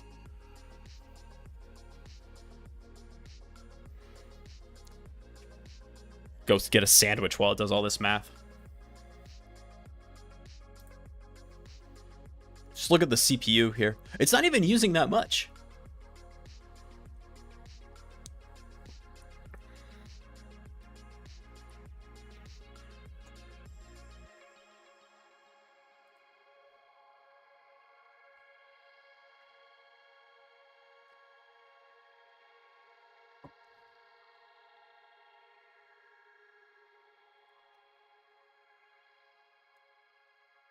I remember hating trig and had to use it as a central part of a tool I made. Oh no! Oh man, another place where math comes into your life if you want to do a whole bunch of software development, God, is game development. I don't know if it's still true, but I remember like one of the first tutorials for the Unity game engine, and you have to know what a quaternion is. Like, right away, you have to know what a quaternion is. I'm like, but what? Because you're calculating rotational physics, right? So that was an adventure.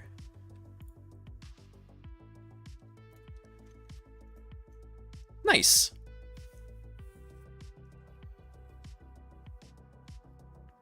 We could have rounded this off a little bit, but it's 0.52, 0.29, 0.3. We'll call that 0.32. If you want to round it, you can round it, let's say, 3.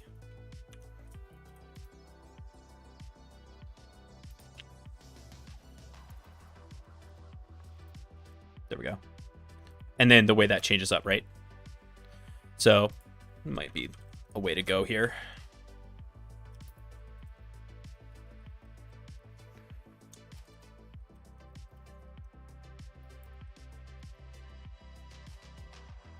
Math is less and less needed as the game engines evolve. Yeah, I guess. I suppose that's true. I don't know enough about game development to say one way or another. I always worry about letting the engine do too much without knowing what it's doing under the hood, right? Very much like I have concerns about like containerization and container orchestration, right? Kubernetes and Docker. If you know how to deploy software there, but you don't understand the underlying operating system, like you don't understand what Linux is doing and what the server technologies are doing, that always scares me, because like that's where the vulnerabilities are going to be often. And even though, yes, they're containerized, like it would be a good idea to understand what your stuff is running on.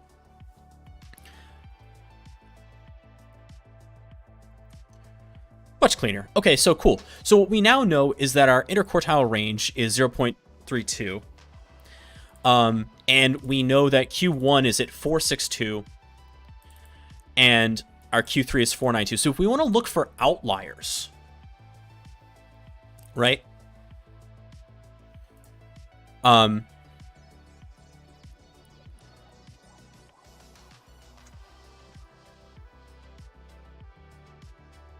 What we can do is we can use these ranges. So let's now slice down. So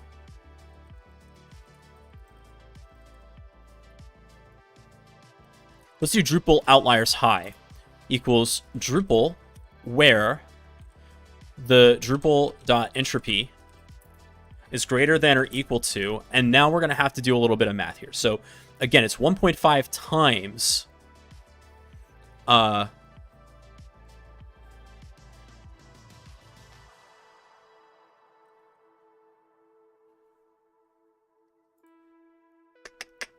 it's like, yeah, 1.5 times the IQR. So we're going to take that Q3, Drupal Q3, plus 1.5 times the Drupal IQR. And that will give us the high outliers.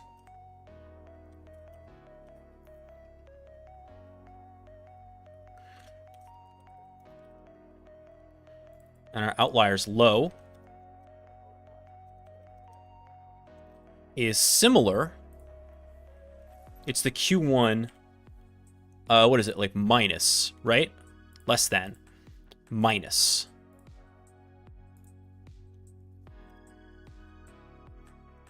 It's actually less than, not, there we go.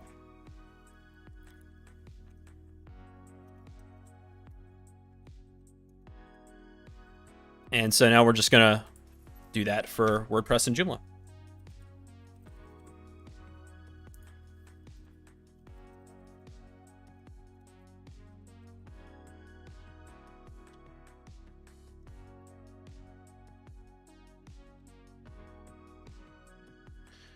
I used to teach math. The standard education methodology has been horribly misaligned to the skills.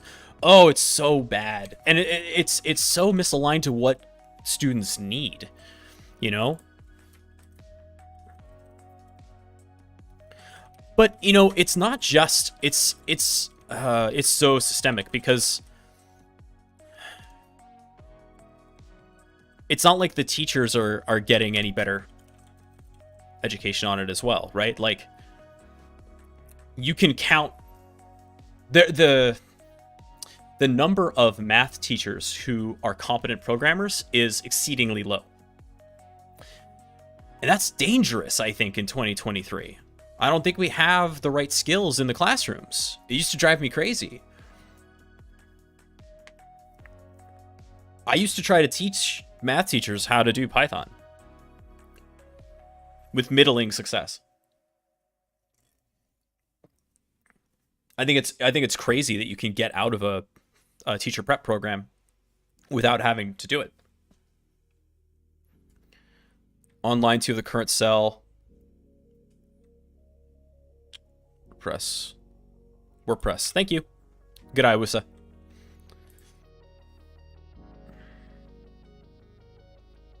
First unpopular. Math is about numbers. That's... I think I'm with you. I'd love to hear that explained some more. Programming is what math is all about?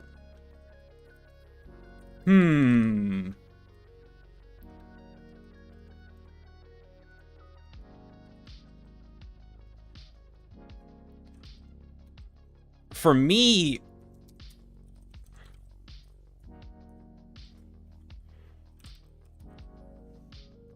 as I've come to experience math, it is about numbers, right? But it's not about, here's what it's not about. It's not about arithmetic, right? It's about how do you look at the world, and with this basic thing that humans can do, which is count, right? How do you take that idea of counting and then spin off all of the amazing things you can do with counting, right? That's kind of at the base for me of what math is, and explain the world in those ideas of numbers. Some teachers teach Python on Raspberry Pi. Yeah, I was one of them.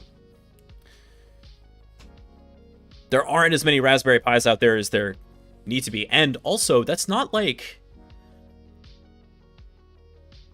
It doesn't scale. It just doesn't. You need... There are a lot more Chromebooks out there than there are Raspberry Pis. And so you want to come up with cool stuff you can do without the Pi. I love Raspberry Pis, but that's why stuff like Replit is so cool, right? Because Replit gives you a programming environment everywhere that's really, really kid-friendly.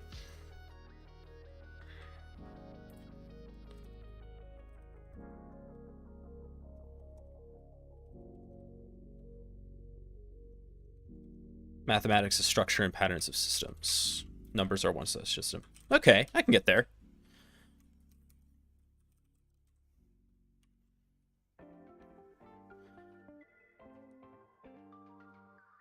It's like one of my favorite classes in college was formal logic, which is fully symbolic logic, right? And so there was no number in there at all, but it was expressing ideas, right, in logical patterns, like if P then Q. And that really, I think, helped me understand programming before I started programming.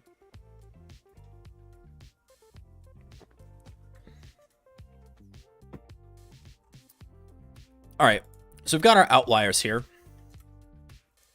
Let's take a look at some of these.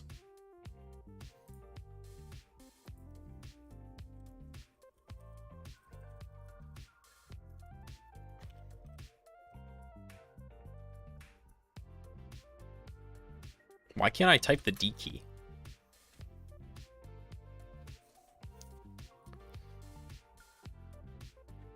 Okay. 228 rows by 5 columns. So here's a question I have about our outliers, especially our high entropy outliers. Okay. First of all, what's the minimum entropy of our outliers? 5.5. Okay. And of course our max is going to be 8. Okay.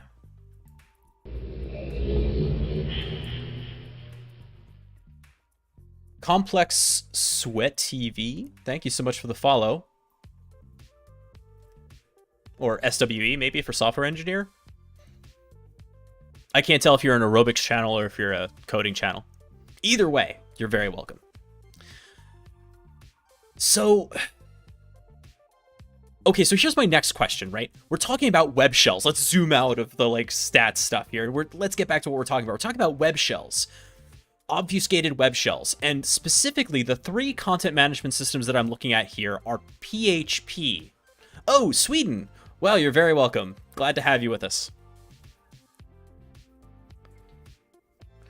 We're looking at web shells, and so web shells in PHP, right? in order for them to be rendered by the PHP engine, whether that's Apache or Nginx, whatever, or FPM, whatever the module is that you're doing, it's got to be a PHP file, right? So the question really is, how entropic are the PHP files? Or, flipping it the other way, what file extensions are the outliers in our entropy here? Yeah? So I want to know what the extensions are.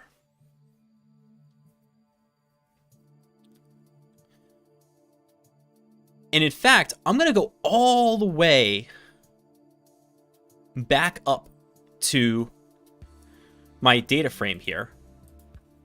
This one right here.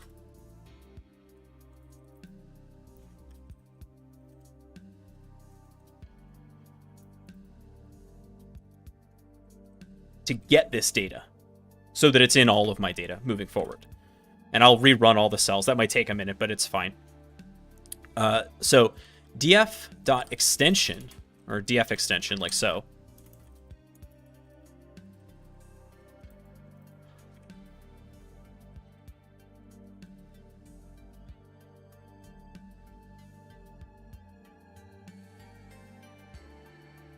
And that should be the second one, like so.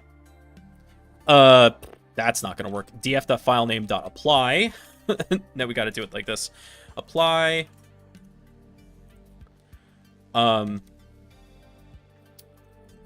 Lambda s.stir.split. There we go.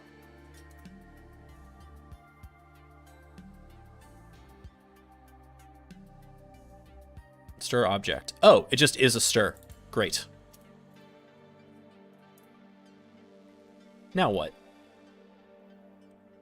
List index out of range.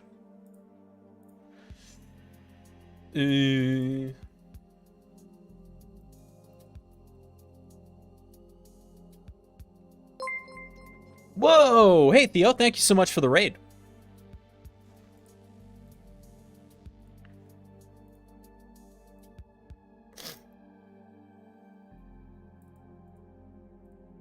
All right, let's do a quick get file extension. Thank you so much for the raid. Welcome, raiders. Good to see all of you here. We are doing statistical analysis of web content to see if file entropy is a reasonable way to detect obfuscated web shells. I know that's like a lot, but what we're basically trying to say is, if I have a WordPress site or a Drupal site or a Joomla site, and it's properly protected by a regular WAF, right? A web application firewall. And I have a super obfuscated web shell, and that's what I'm trying to get past it. Can file entropy detect those PHP files reasonably in and amongst the web content that is already present? So that's what we're trying to figure out here. We're doing analysis on Joomla, Drupal, and WordPress content, right? Those kind of base content management system files to see what their entropy is, what their average entropy is, things like that. So, and I'm just kind of adding a function here to get the file extensions for all of our data. So,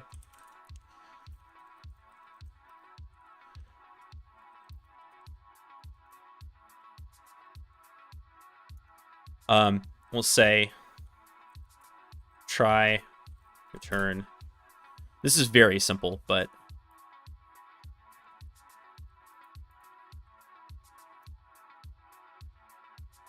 except index error. Return then.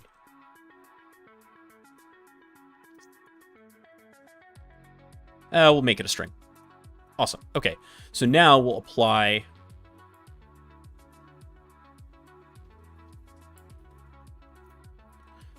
get extension.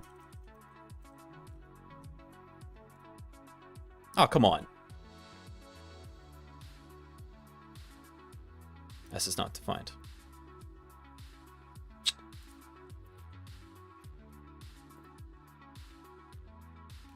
Okay, so now you'll see that we have 11 columns. Okay, now we're going to just run all of these. Run, select cell, and all below. Down we go. We're getting our entropy averages. Here's our entropy spread. Looks good. Drupal entropy spread. And we're down, now we're into the hard mathy stuff, the outlier analysis.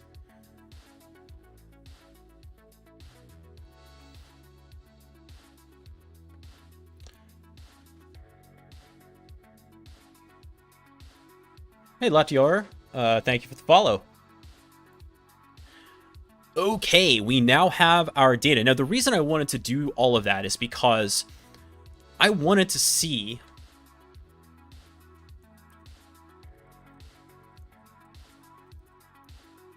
outliers hi.group by extension. And actually, let me make a new heading here.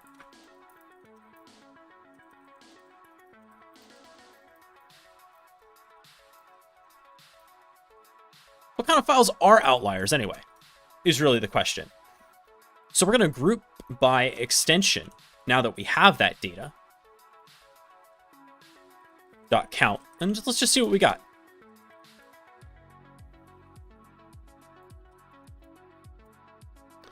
And let's sort the values. It doesn't really matter what it is, but like index. Let's say file name, because you know it's going to be there. And ascending equals false.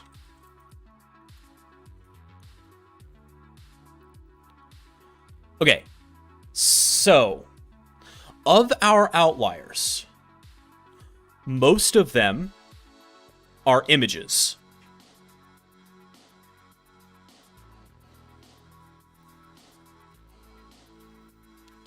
Right? Then we have font files. A bunch of font files. CSS. So this is something I found when I was doing my threat hunting this week. Does anybody have a hypothesis as to why CSS files are so entropic?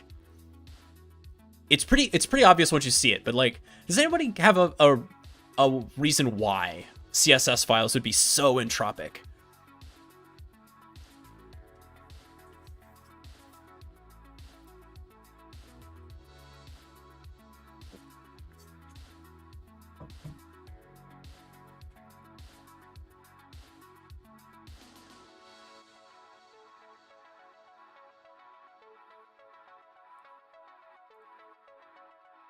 Is it because they're typically stagnant? No, so entropy is a measure of randomness or surprise in a file. So the more chaotic a file is, right, the more different kinds of characters it has. That's what's going to, or different kinds of byte values it has, the more entropic it is going to be, which is why packed binaries are super entropic, and also why zip files are, but also why obfuscated web shells, right, that are like heavily base64 encoded, are going to have this as an identifier.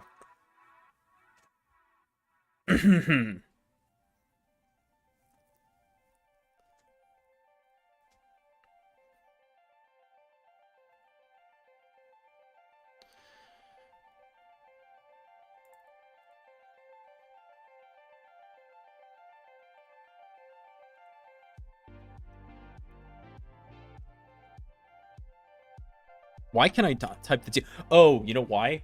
Because I have a cut on my finger that would normally press the D key, so it's like not. I'm unconsciously going lighter on that key.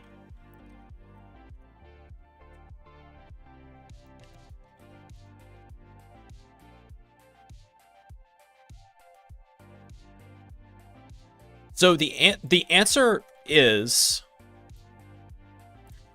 CSS files can sometimes have base64 encoded images embedded directly in them, right? So, like if you have like an icon image or something that you want to have inside of a button, often they're small enough that they're just like, whatever, we'll base64 encode that image and put it right in the CSS file as our background, because you can do that, right? And when you do that, you jack up the entropy of your CSS file, which is why they'll sometimes show up in high entropy detections.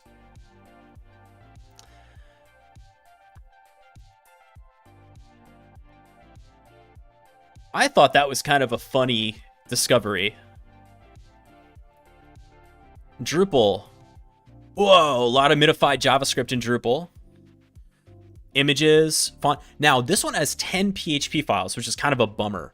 The 10 PHP files in Drupal are that high entropy. But just because, so they're in the outliers, we'll have to see what they actually look like when we look at their actual values here. And then let's look at Joomla.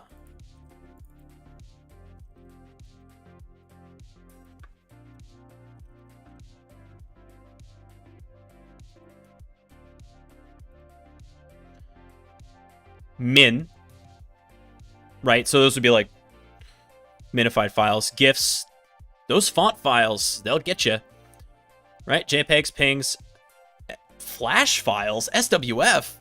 What decade is it? Wow, some HTML files. That may be because of base64 encoded images as well, or potentially because of minified JavaScript in there. You never know. Mobile ASC. Wow. Wow. Okay, so notice this is, so no PHP in here, by the way, at all. Unless I missed it. So that's fascinating, right? Now, these were individual CMS outliers.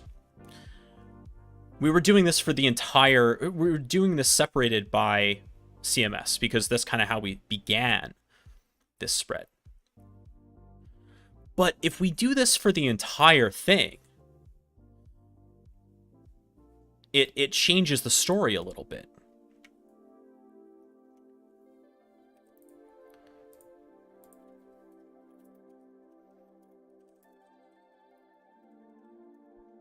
We're going to go back and do a little bit of that without this filter.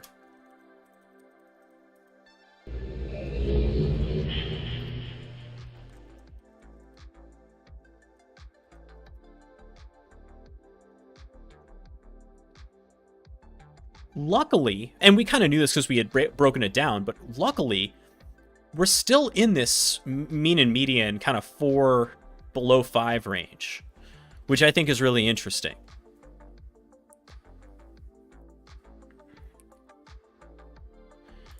And here again, we're just going to do Q1 for this.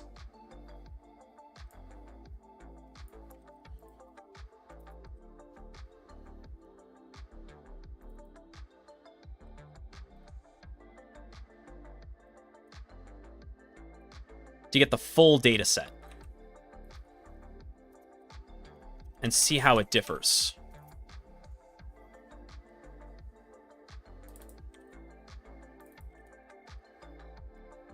Let that recalculate.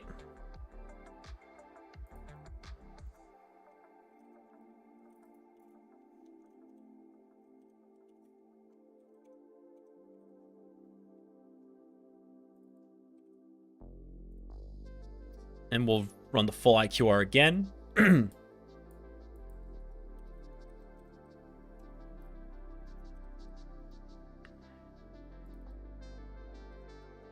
Call that the global IQR.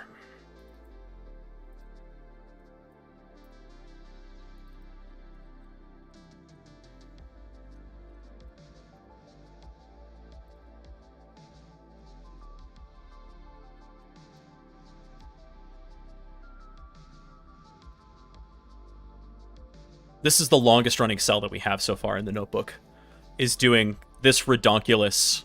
What we're doing here, by the way, for those of you who just came in, what this cell is doing is we're finding the Q1, which is the bottom quartile median, and the top quartile median, because that is the value off of which we base our outlier calculation. If we're looking for outlying data in our data set, we need the Q1, which is the median of the first quartile, and then Q3, the bottom of the third. And so we're doing this kind of wacky thing to do that calculation right off of our data frame. And it's a little math heavy, so that takes a minute. Now that we have that, calculating the IQRs is not difficult at all. right? And now we can do the same thing for our outliers here.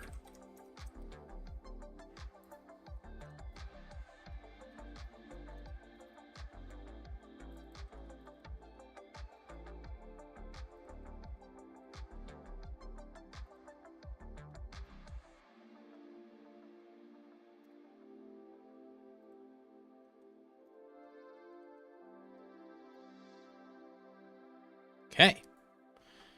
And once again, whoops, bring you up here. Global.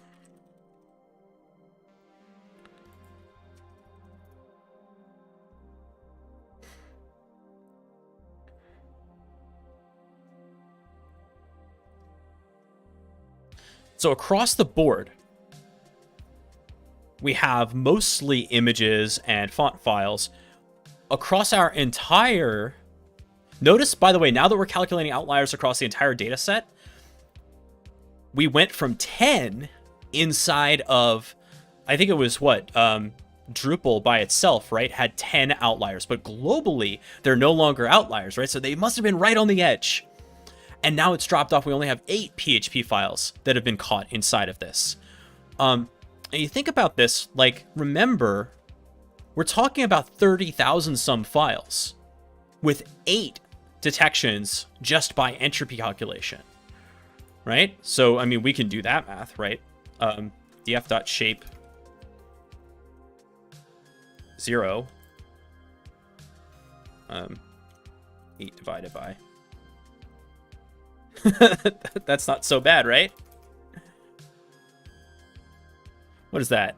A 0.02% false positive rate just on entropy detection alone. Now,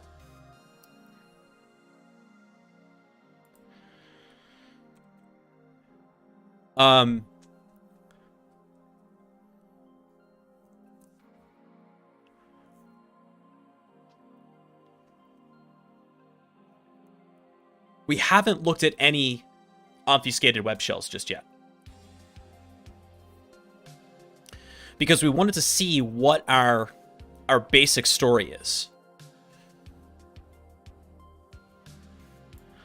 And so now we know that... Oh, this should be global.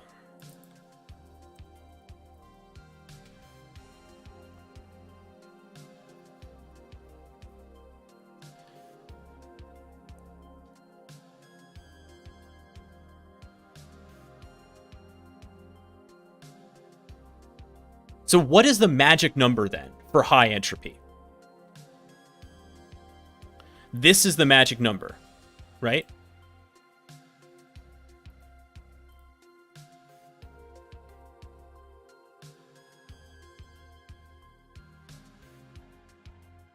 .5. Did I get this right, that you're trying to find files with obfuscated web shell exec string and it based on its entropy value? That is right, Dial. That's what we're doing. Or rather, what we're first trying to do, we haven't done any detections yet. What we're first trying to do is determine whether entropy is a useful metric for determining malicious disposition, right? So what we've done is kind of, this has been all like prior work. Is this even a useful metric inside of content management systems? So what have we concluded here?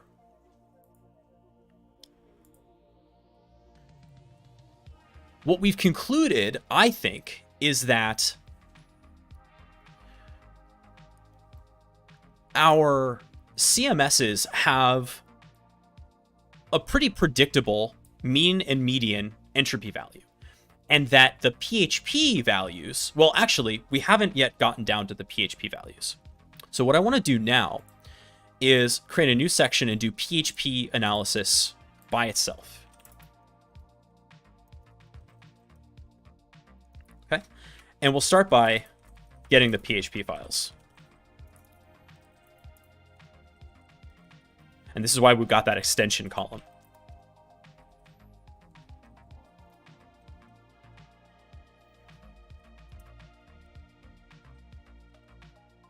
16,000 files.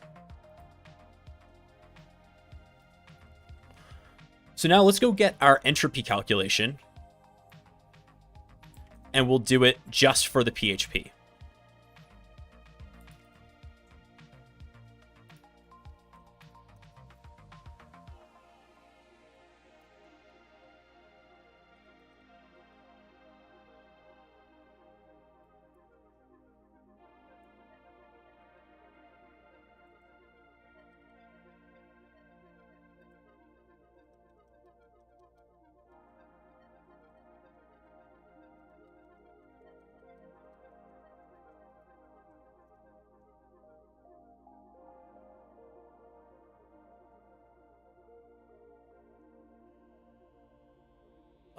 It is raining cats and dogs here in sunny Los Angeles. we're in the third of 3 massive rainstorms that are pummeling us this week.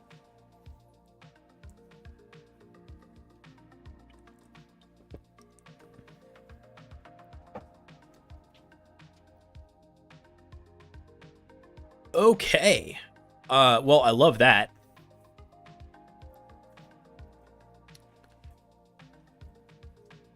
So look at this. So the PHP, like, we have PHP outliers, but now, and let's print out the means.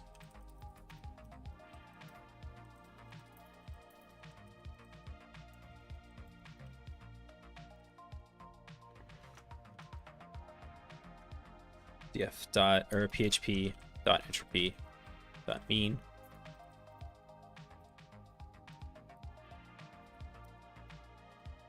And median, just so we have those values accessible to us. Okay, so 4.78 and 4.83. That is pretty cool. And so again, you know, we can look at our outliers here. It seems as though, let's zoom into that though. You're talking about one file that's north of 5.5, right? I'm liking this a whole lot. If we go back, if we were looking at our full magic number, right?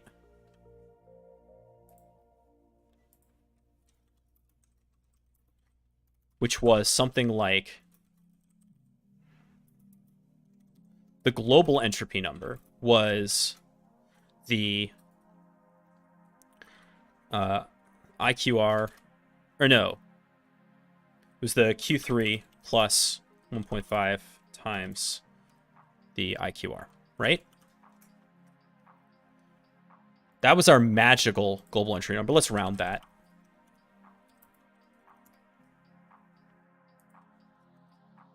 Yeah, we've been doing 2 sig figs. Let's do. So, that's the global entropy number. Let's see what the PHP one is. So to do that, we're going to kind of do all of this again. For PHP.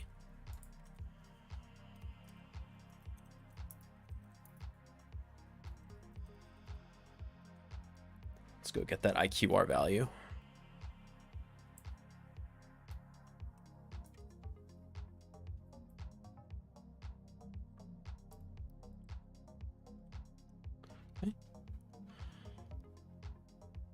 Just change this to PHP. Nice. And we'll call this PHP Q1, PHP Q3, PHP IQR. Nice.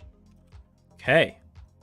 And then we can go at get our outliers as well, right? Outliers high, outliers low. Yeah.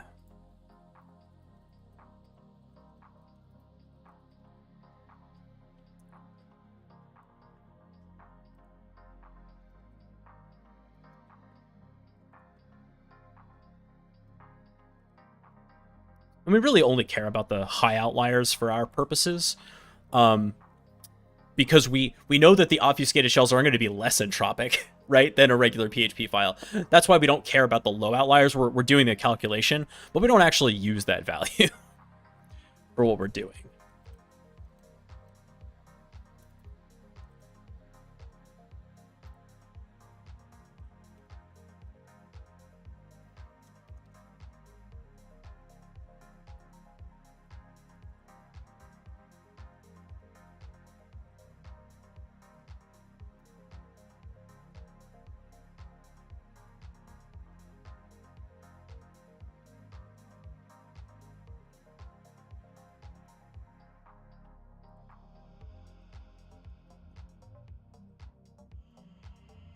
Okay. Let that cook. At which point,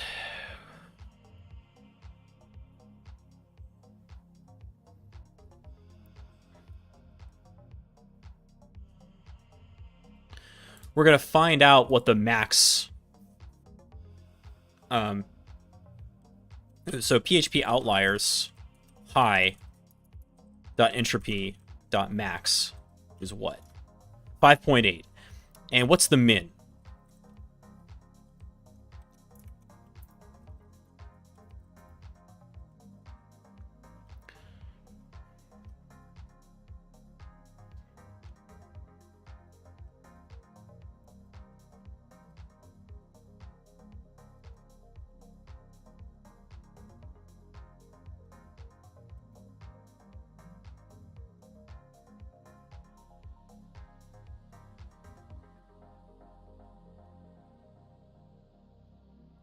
I know it says min, then I say max.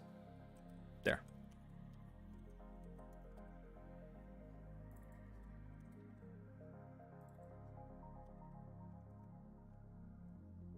Okay. 5.32 to 5.8. Now, our magic global entropy number when we did the global was 5.52, right? But what is the PHP magic entropy number?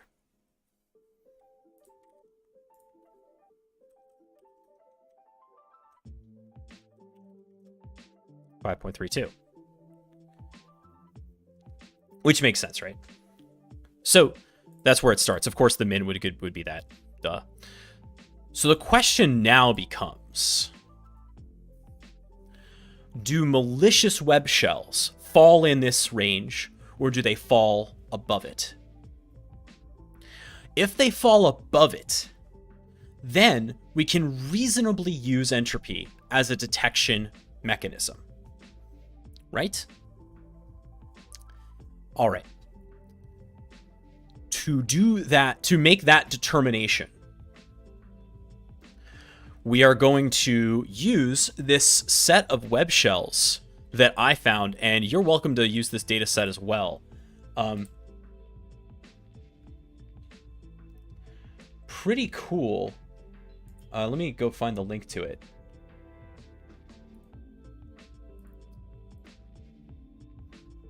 Boy, do I have a lot of tabs open. Let me close some of these.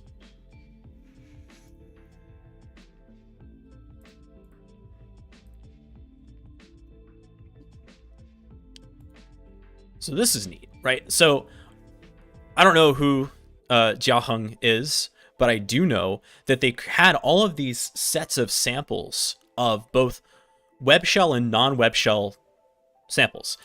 And then it's even set to be like PHP backdoors and then obfuscated and deobfuscated. How cool is that? So I have all this huge data set for obfuscated web shells.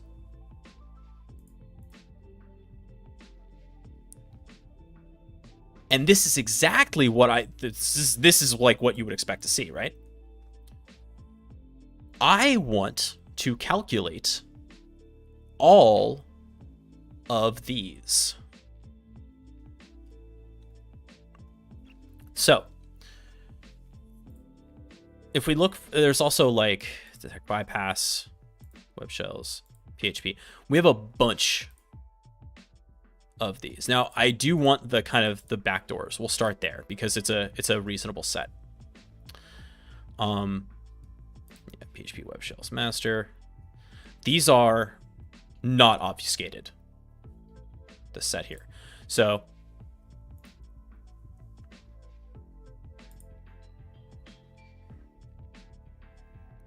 this is a massive data set, though. I love this. Okay, so I already have this downloaded.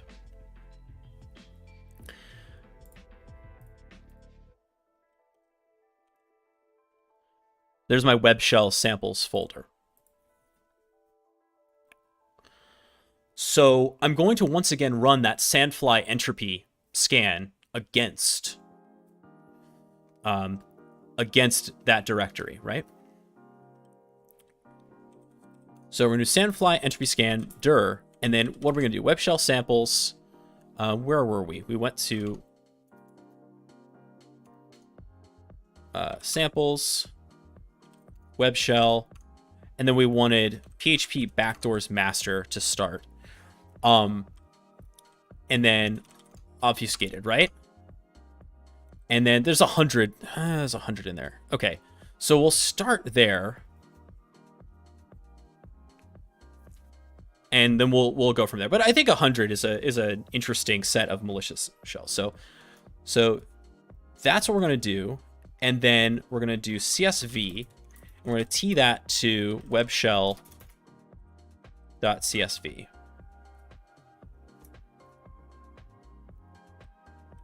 Okay. I'm just seeing some of these numbers: 567. 571, 594. Okay.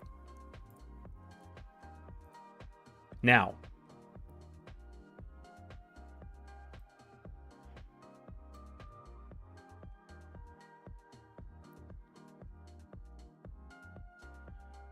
do I want to do this up here? Do I want to do this in a separate?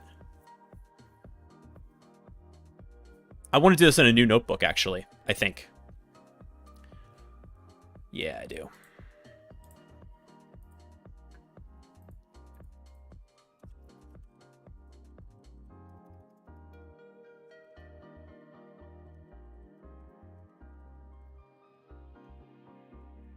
Okay. So we'll do our preamble stuff, right?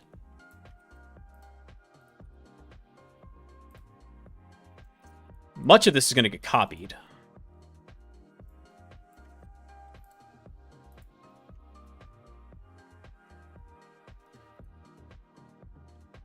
And actually, I can shut down these kernels to save some compute because I'm done with them for the moment.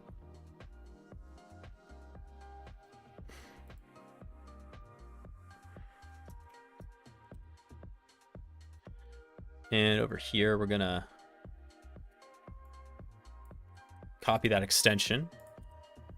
If I needed to, I could put that in a library, but it doesn't really matter. Right? Okay. And then df here is going to pd.read CSV, in this case, webshell.csv, right? And then the names is going to be the header names. Awesome.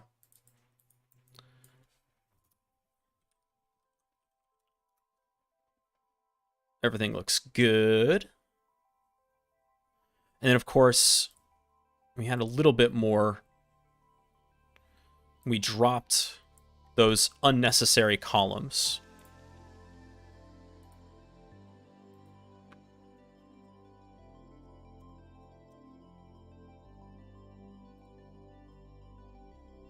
So there we go. And now we just get to do some analysis here, right? Right into it.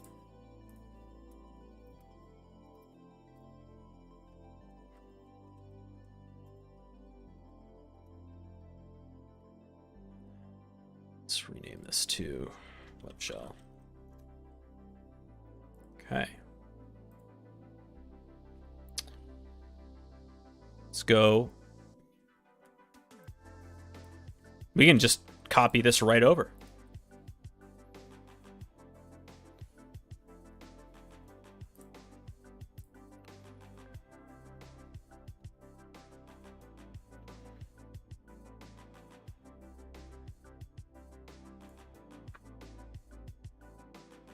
And then print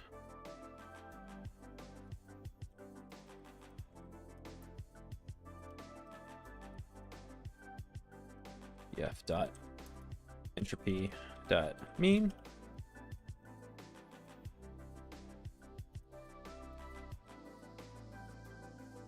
And median.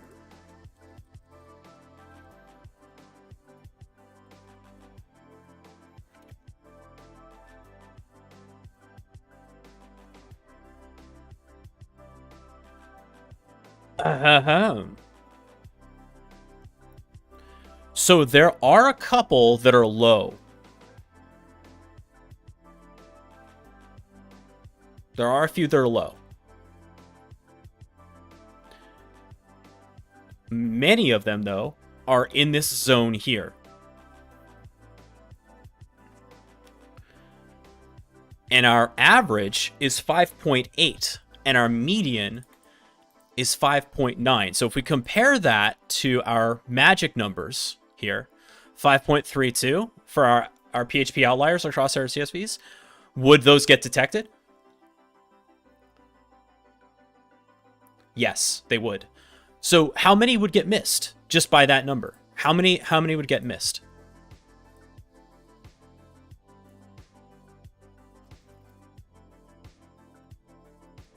Low ents equals df.entropy is less than 5.32. Or less than or equal to, I should say, 5.32.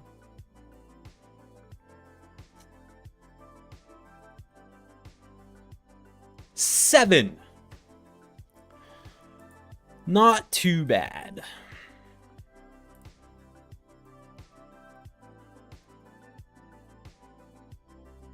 Oh, dang. One of them was a .md. I should have removed that. That messed with our...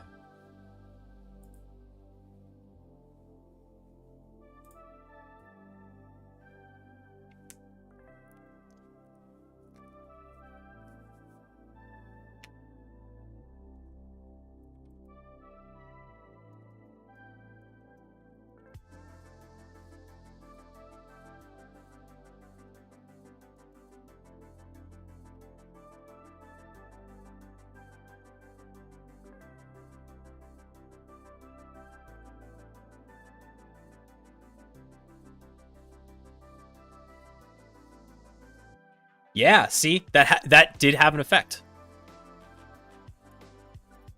Now 6 files. So Surabaya, Symlink. Let's take a look at those. Webshell, PHP backdoors, obfuscated. Surabaya, let's see. Oh. It's just all bytes. That's interesting.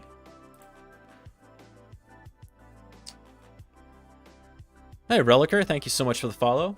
And then Alucard, right, was the other one that we just saw at the top. Whoa, wait a minute.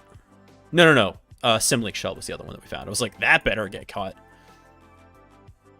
Symlink Shell. What's your deal? Fascinating. Okay, so the all bytes. Right? If you do it all as bytes, it seems like that slips under the radar. That's... You're welcome, offensive operators.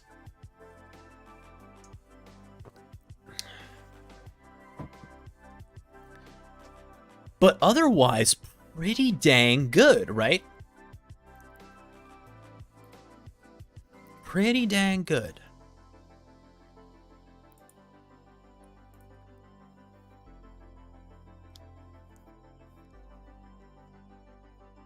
Okay. Questions so far. I haven't paused for questions, but we've done a lot here. So this does appear as though it's a pretty reasonable detection, right?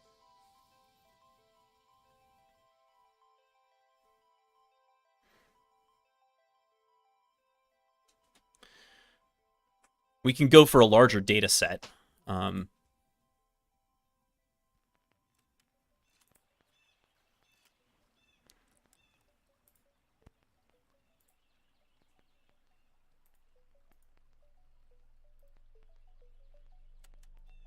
I only want to see the obfuscated ones, though. That's the whole point, is I want all obfuscated.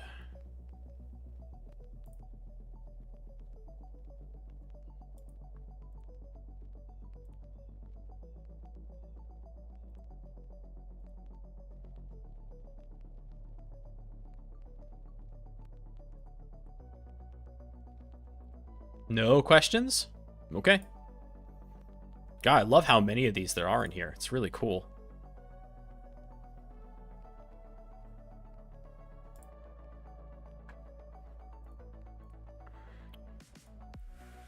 Okay.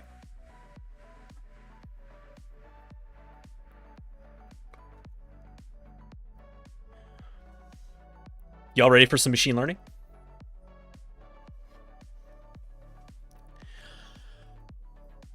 Now that we know that entropy is pretty good,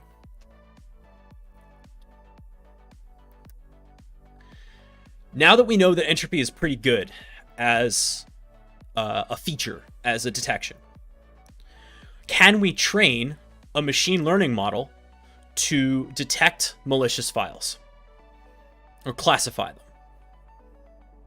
Right?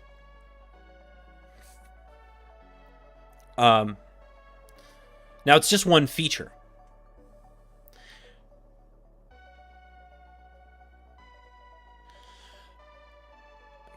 Can you send a sample? I don't know who you are, Producer Wolf, so no. You may not.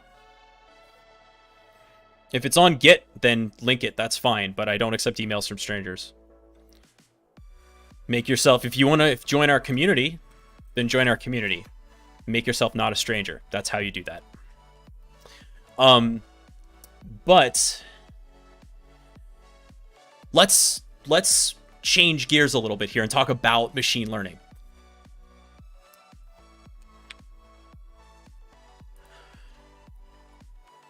There are different flavors of machine learning, and machine learning is different than deep learning.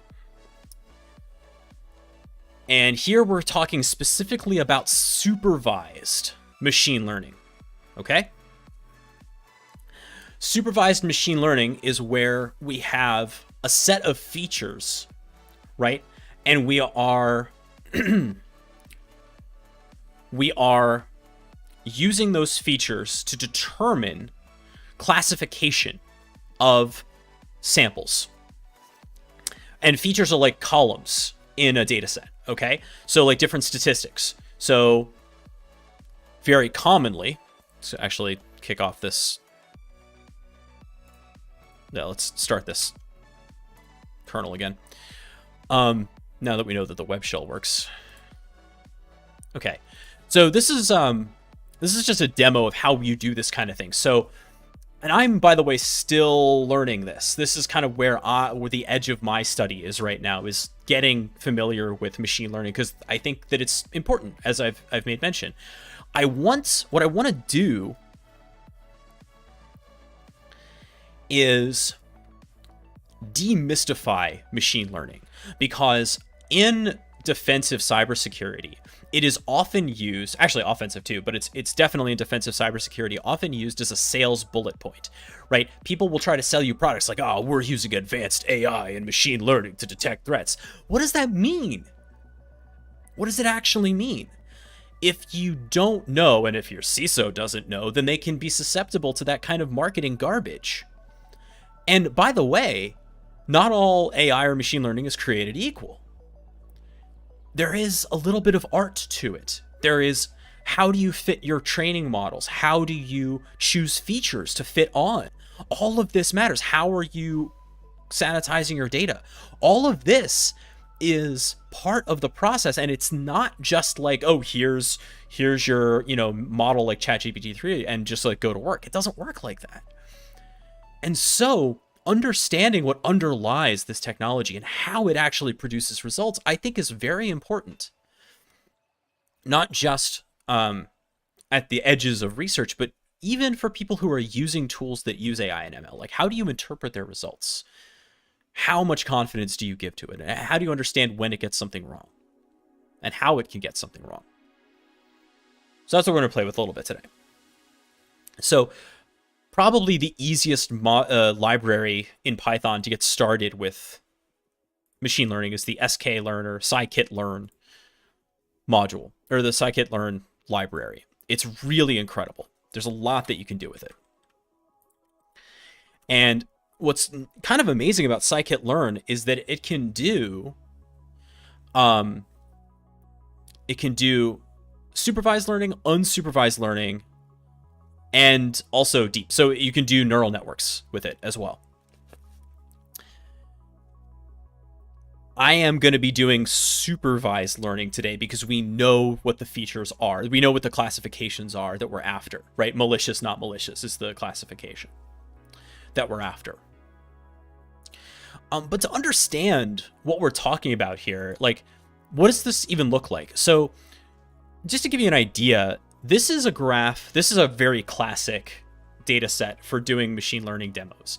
And it's a set of flower data, irises. There's a bunch of different species of irises, and it turns out that some of their features, their statistics, correlate with their species pretty easily. So this, what you're looking at here, is a scatter plot of the petal length against the sepal length of the flower. I don't know what a sepal is, but I know that it matters here. I'm not a botanist. But notice the grouping here. Now, this is just a plot. This is not machine learning. This is just a plot of the raw data, okay? I just made a graph. But notice how they are grouped by species pretty reasonably. There's some overlap here. What's kind of cool about this situation, right, is that if it is true that there is a correlation between these features and the classification, then it's possible that you can train a model to classify new samples to detect what classification you want it to be. So one of the algorithms that you can use to do this is called k-nearest neighbors. I'm just getting my drawing tools up. And then I'll zoom in here. So let me zoom into this plot here. Okay, so k-nearest neighbors. What k-nearest neighbors, and you can change the number of neighbors, but what it's going to do is for any given sample, it's going to map it on an XY plot like this, right? And then it's going to say, so if this is the sample that we care about, it's going to say, okay, who are my 3 nearest neighbors? And it's direct vector, right, on XY. So say, okay, so obviously, who are my nearest neighbors? Let me highlight here. So these two are pretty close. And then this one, but then these are also pretty close as well. And so then the question might become, actually this might be a false positive because it's right on the edge. So it's like, of the neighbors that I have that are close, who is going to how many are of class A or class B or class C, right? And whoever wins in those other classifications, that's what this gets classified as. That's k-nearest neighbors. And k-nearest neighbors is used all over the place. Versions of k-nearest are going to be in like facial recognition, right? So if you have a sample of faces, right, and then you get a new picture, it breaks down all of the data of the image into these values, right? And then whatever that new sample lands on in the plot, hopefully the other faces are close, and then you get detected. That's one way of doing it, right? So let's play with that first, just with the iris data, just so we can have an idea of how this works, and then we can play with it some more. So I have some of this set up already. I've got the data set loaded 2 different ways. The iris data exists all over the place. So I have it both from scikit-learn, and I also loaded it for easy plotting from Plotly, because Plotly has it as a data frame in pandas. But let's also take a look. This is another way to take a look at correlation. This is feature against feature, and this is kind of cool to see. So if you look at your features, you can say, okay, is how correlated are, and this is just a built-in function in pandas actually, so how correlated is petal length with sepal length? Do they track? And it turns out that on a scale from 0 to 1, petal length and sepal length have an 87% correlation coefficient. That's like pretty good. And so we're not going to track. This is the cool thing about machine learning, right? We're doing this against one statistic or two statistics at a time, right? Tracking to see if they correlate. But what machine learning can do is take all of those at once and fit them into a single model, and then make predictions for new samples. So let's see what that looks like. So I've got my iris data loaded, and let me show you what the iris data looks like. Did I not import this? Let's import all these. We'll load the iris data, and let me show you what the iris data looks like in this shape, because it looks a little bit different, right? It doesn't have labels, because it doesn't have to have labels. 4.93, see this? It's an array of arrays, NumPy arrays, in data. And then there's this target. And then we also have target names. They're all in here, and then descriptions and all this cool stuff. So this is what's called a bunch object. And this is the shape of the data that scikit-learn loads for us from our sample data set. And we see our labels here is target names. And now what I would want to do to train a model is I want to take my whole data set and I want to split it up a couple of different ways. Let's talk about how we split it up. Let's look at it as a data frame. Okay. So this is the Plotly. Yeah, so species. So what are we doing here? What I want to do is split my data between my features and my target. So I have to say, what are the columns that I know about, and what is the thing that I'm trying to predict? So the thing I'm trying to predict, obviously, is the species in the case of the iris data, yeah? And I can either use the species like this or the species ID. These are category labels, okay? They're not quantitative data. You kind of want the rest of your data to be quantitative, or it's going to get wacky. There are ways to deal with labels, but they become... Basically, if you have a category label, what you have to do is you have to set up like a bunch of binary columns for each one of them. So like,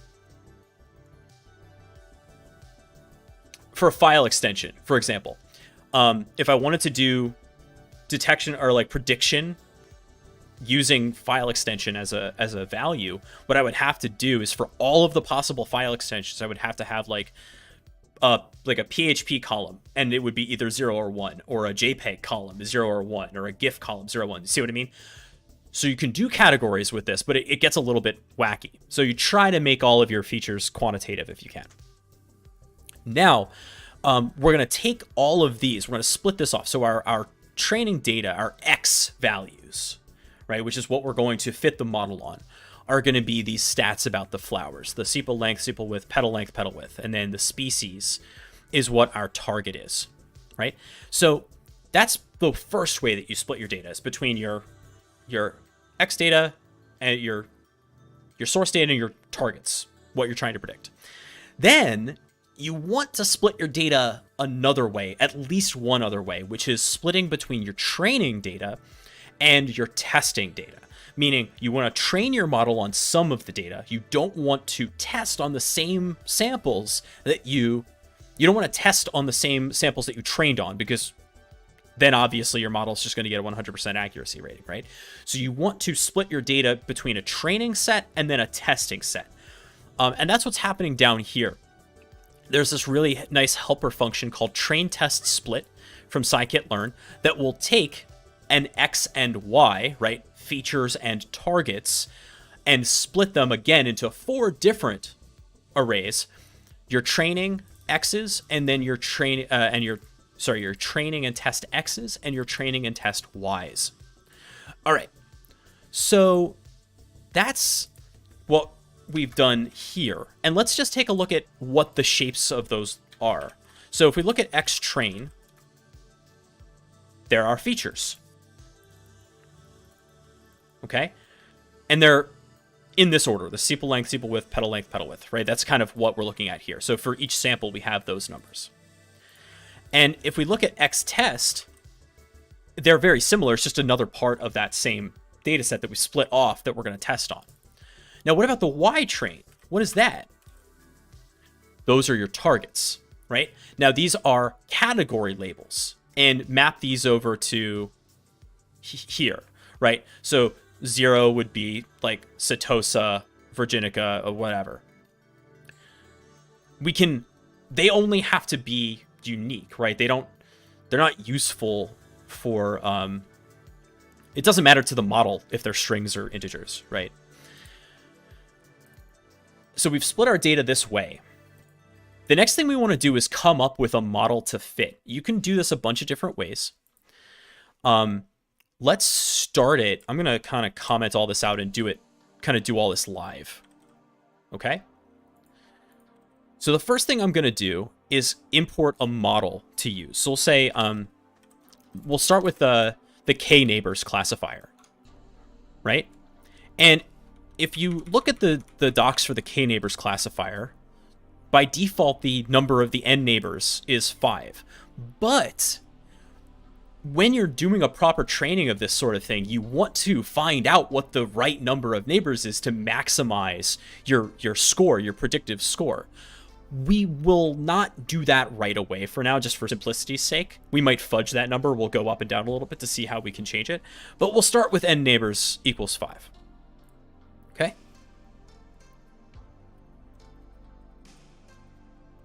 There's another parameter you can give this called random state. And you want to set that. Nope, never mind. That's not for random state. What is that for train? That's for train. And we'll save that as our model. There we go. Model K-neighbors classifier. Then, the next thing we do, let's label this, right? Instantiate the model. Then we fit the model to our data. So we say model.fit, and if we question mark that, right, it just takes an X and a Y. What X and Y, since this should be a little interactive, chat, what X and Y values should I be giving to model.fit?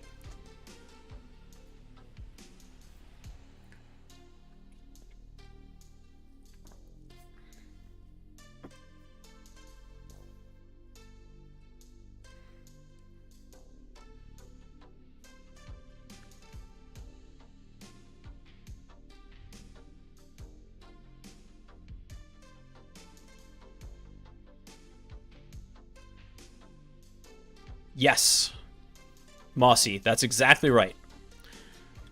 X train and Y train. Those are our training data sets. Okay? We've now fit the model. Now,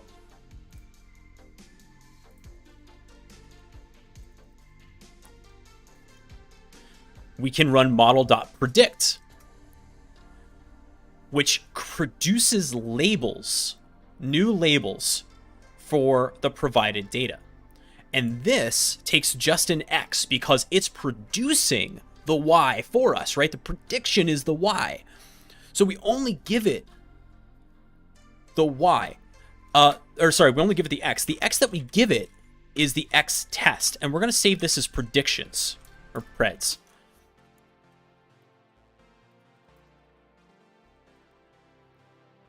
Okay? We now have predictions. We can look at the predictions. They look like that, right? And let's compare them to the Y test. We can do it visually first.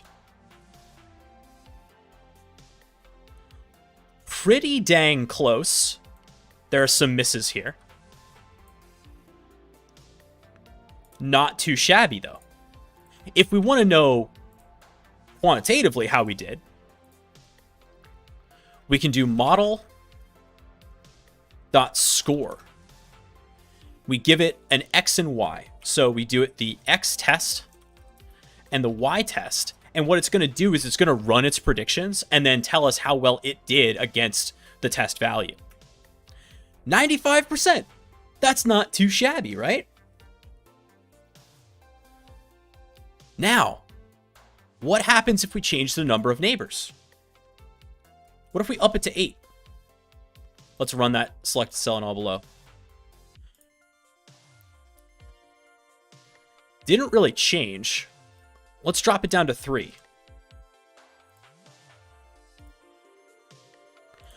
That went up to 97%. So we actually had too many neighbors. Right before, we had 5 neighbors and we were getting... Right? Or did I misread that? Let's go up one more time.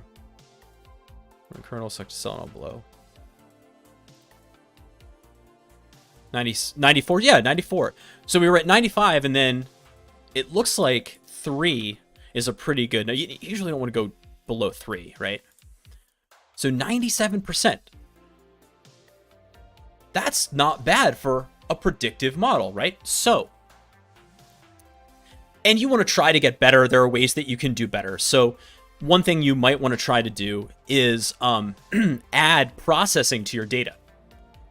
So, for example, what you might do is create a scalar and then run fit a pipeline rather than the scalar. So basically, we process the data, then we make predictions on it. So we'll do this basically. Our scalar and our k-neighbors classifier with n neighbors of 3. Which may not be the right number anymore after we do what we're about to do. And then we can make a pipeline that scales the data. What the scaling does is basically these values are not on the same scale necessarily, right? Which means that they may have they may end up weighting our predictions more than they should. So a standard scalar, what it does is just kind of compress the range of those values all to a uniform range to make sure that no one feature is more valuable than another. There are other ways of doing that, but it's kind of what we're going to start with. Okay, and I'll just rename this model rather than pipeline. Okay, and I love this little visualization. It tells us what we're doing, that we scale it and then we classify it. And then let's do our predictions. Still 97. Let's see if we can do any better. 97.3. But notice that now, because the scalar reduces the impact of this. Right now we're back to 94.7. Okay. This was a very rudimentary introduction to machine learning, supervised machine learning. But this is the basic idea. So now the question becomes,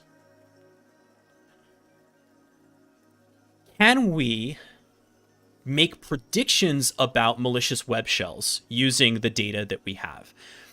And let's name this to web shell analysis.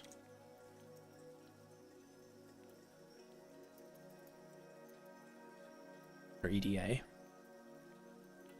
And then we'll shut down the sklearn demo.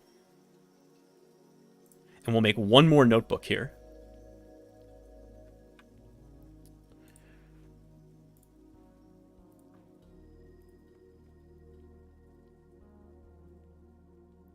Which is web shell predictions.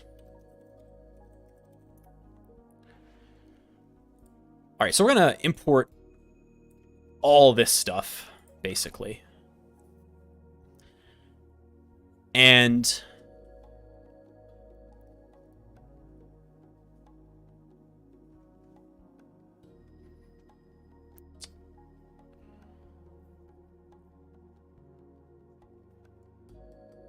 yeah, let's see. What else do I want to do? Okay, so then we're basically going to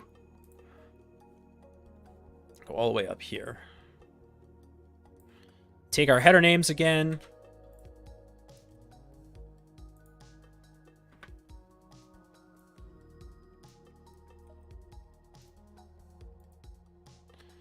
Okay.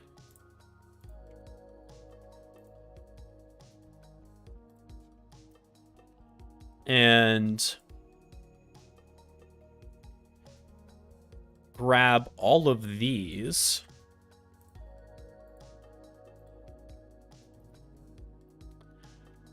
But we're not going to make the main PDF just yet. Or the main data frame, I should say.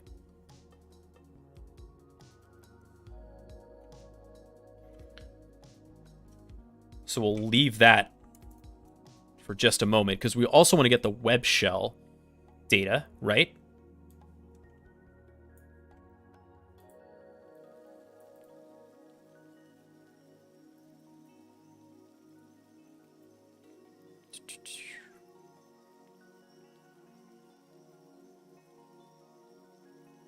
I'm on the wrong thing. There we go. Web shell.csv, and then change this to web shell.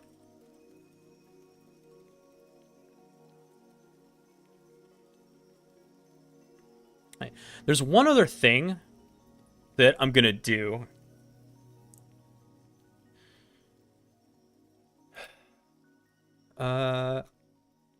Actually,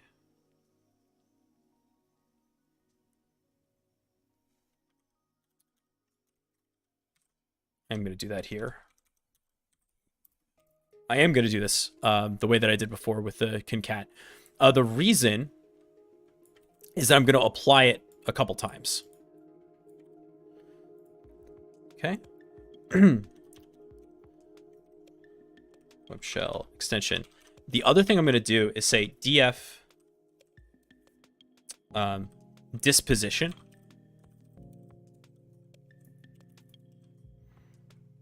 equals benign.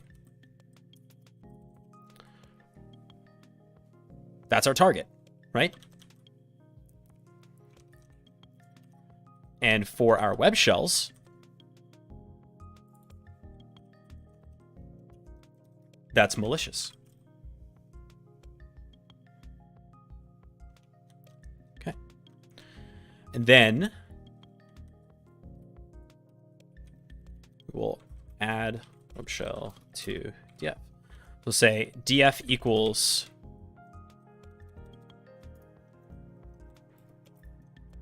pd.concat df web shell dot reset index.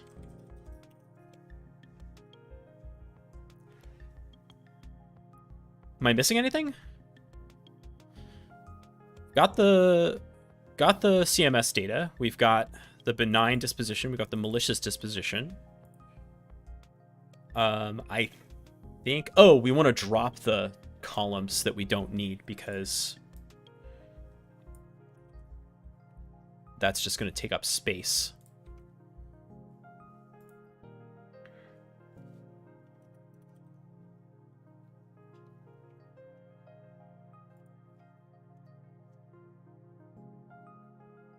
Nerds. DF disposition. Oh, that was silly. There we go. Now we have ourselves a data frame.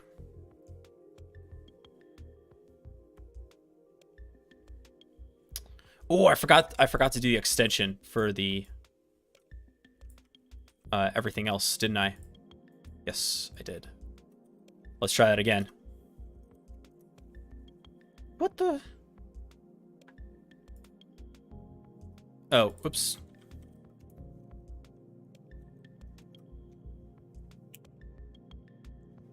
There we go. All right, we now have our data, but it's kind of incomplete. And here's why.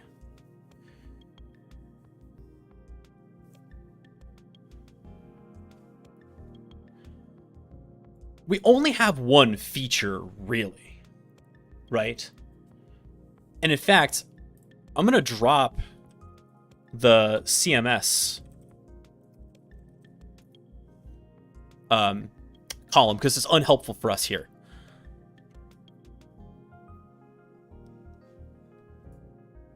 What other features do you think we want to find from these files that might be useful for prediction? I have a couple of ideas, but I'm not sure. What about file size?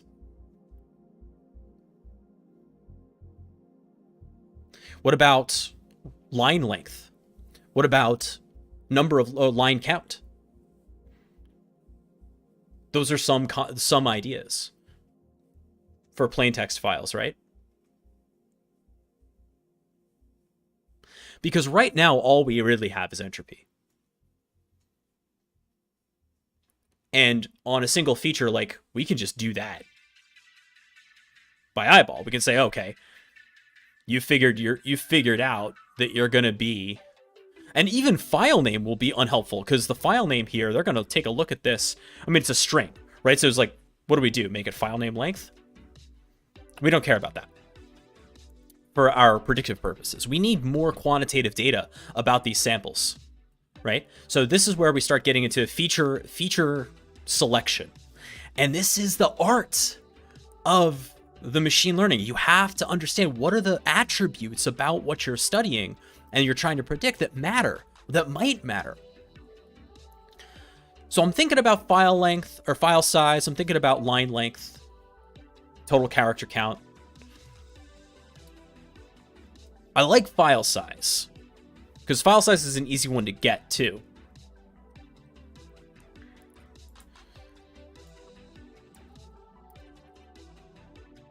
How would we get file size? We can put OS, I think. Should just ask ChatGPT.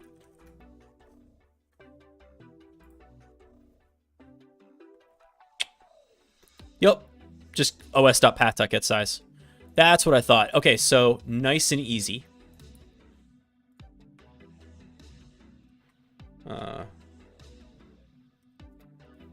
Yeah, import OS. Now, we'll say df size equals df.apply lambda f. And this is why we included the file name or the path in here. We're going to say os.path dot, come on,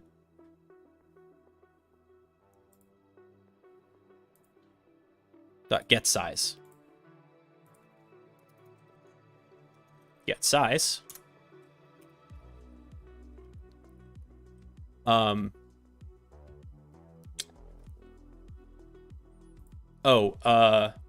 Df dot path dot apply. There we go. Get size f. And that's going to take a second, I suspect. Or it'll just error out.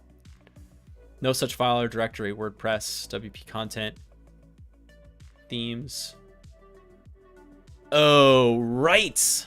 Because we changed that. And also, you know what? We can do better than that because we only really care about the PHPs, right?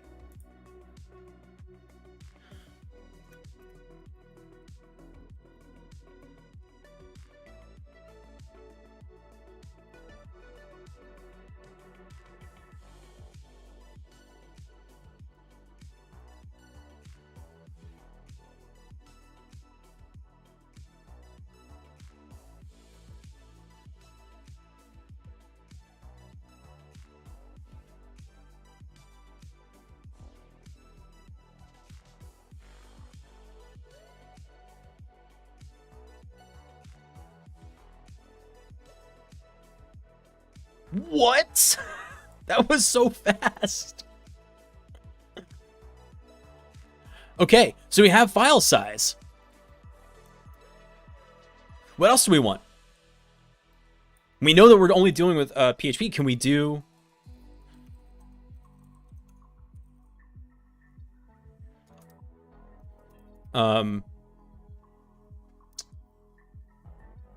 line length?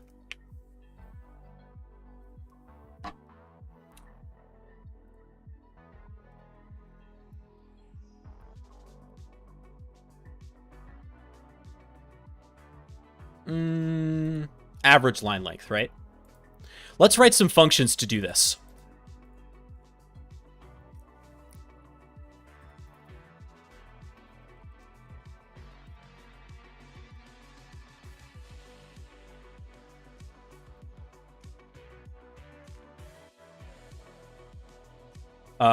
That returns an integer? No, it doesn't. It returns a float.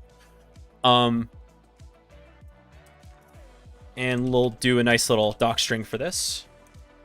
Says returns average line length.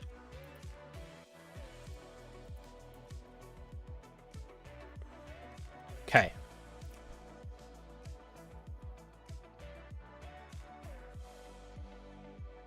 Yeah, okay. So with open file path as f, lines equals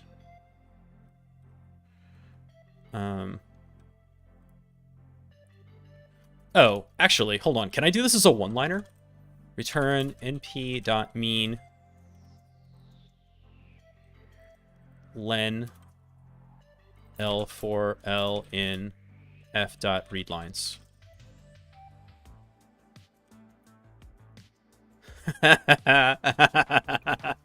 Yes. Amazing. Okay. And then we'll do line count as well.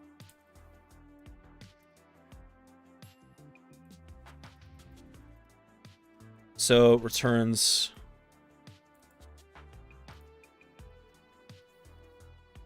how about max line length? Sometimes malicious code is hidden far right.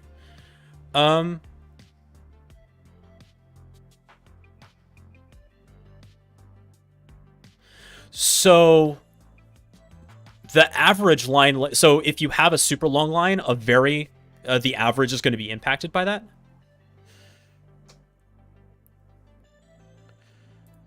It might be valuable. I don't know.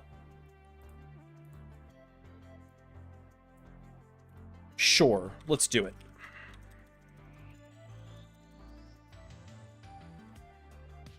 So that's easy enough, right?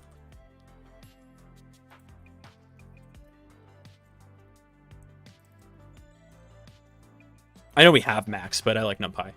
And then line count with open. Turns max. And then line count here returns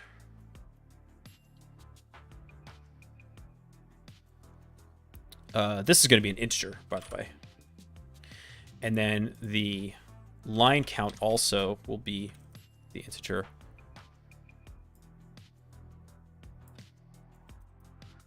Lines in a file.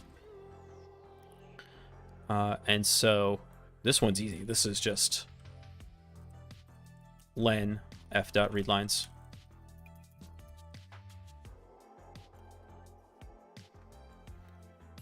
All right, now we have some extra data that we can get in here. What did I do wrong? np.mean len l. Oh, len. Oh, there we go.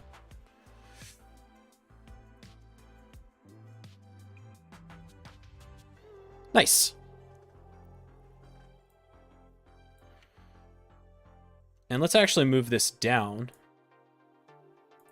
We'll say here, define feature functions. And then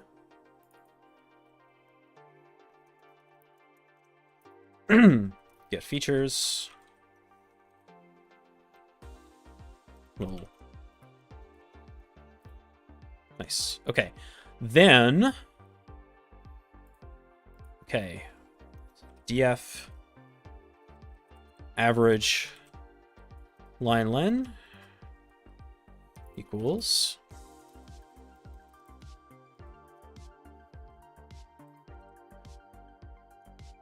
and I don't need the lambda anymore because we're going to just give it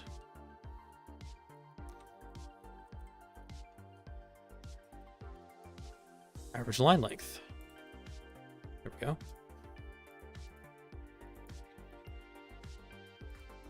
We'll make those match. Okay. There's your max.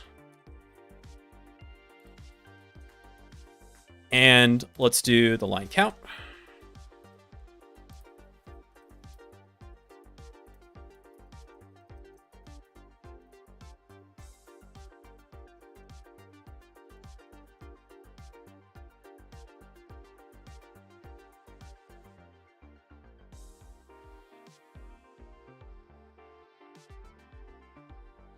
What? I didn't import NumPy? Shame on me.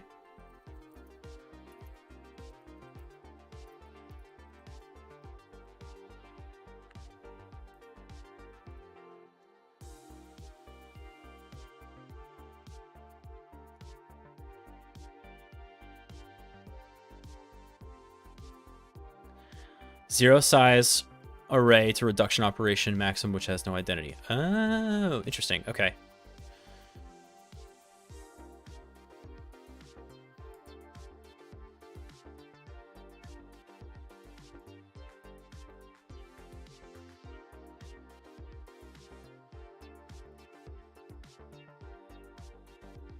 Yeah. I swear there's like a built-in average. Nope, never mind. Okay. So the trick is when it's an empty file or like for whatever reason this doesn't happen. Okay. So we're going to add some defense here. So for each of these, this one doesn't need it, but here we're going to try and then accept. What was that? A value error? Zero size array. Yeah. Okay, so accept value error. Return 0. And then same thing here. Try.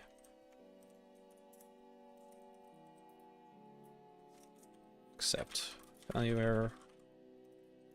Return 0. Okay.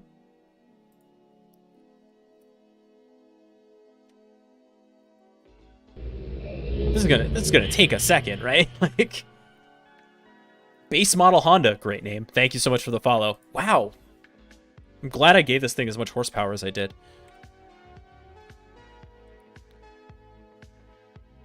Thank God. We're actually getting line. Hilarious. Okay. So now we have some features. All right, now let's work this. So we're gonna say x equals df, and we're gonna say we don't care about the file name. What are the features that we care about? We care about the entropy. Obviously, that's kind of what we're doing here. But we also care about the size. We also care about the average line length. And we care about the max line length. And we care about the line count.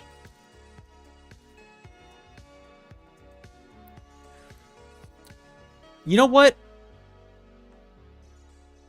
This should be 1, not 0. I don't know why I thought it should be 0. Because there's at least one line in a file, right?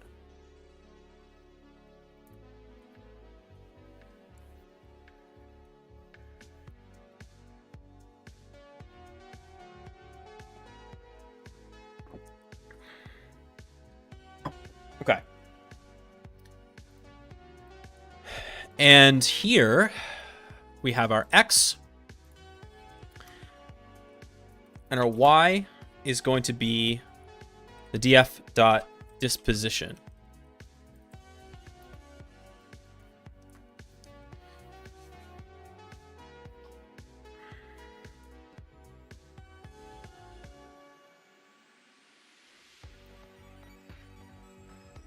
And we may have to convert that to an integer. We'll see.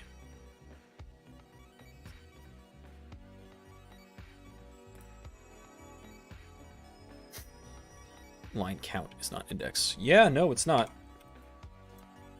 Okay. Let's start with a k nearest neighbors classifier. Okay.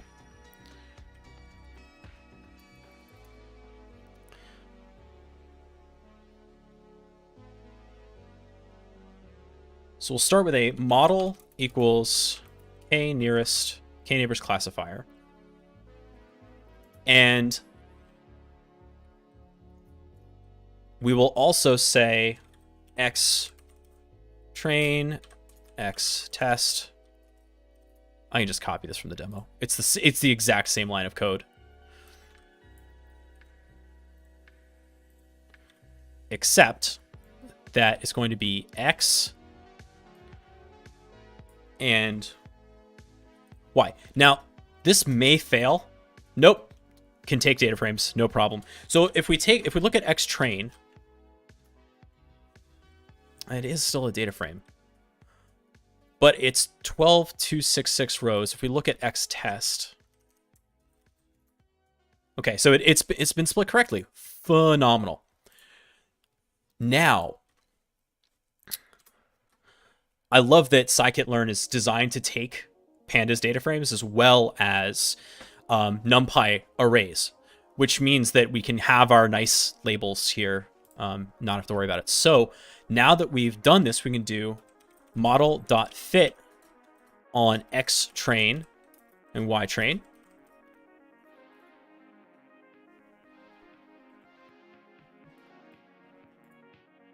Input x contains an. Okay. Crap.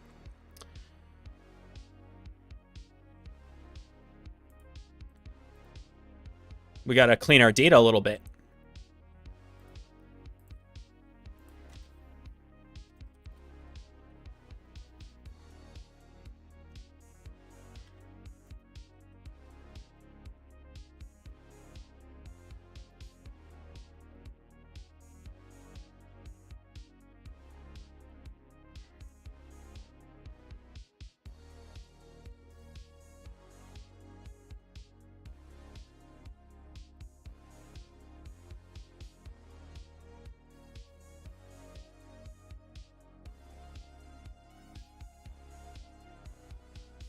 Whoa.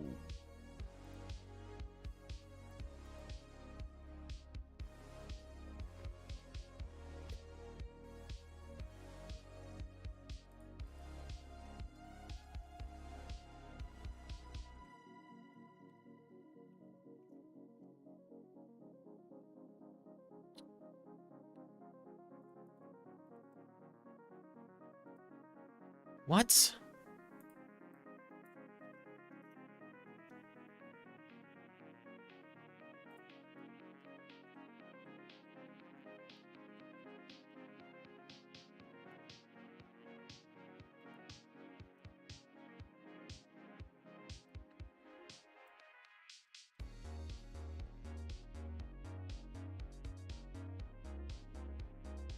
Oh, awesome. So here's what we're gonna do. We're just gonna clean EF.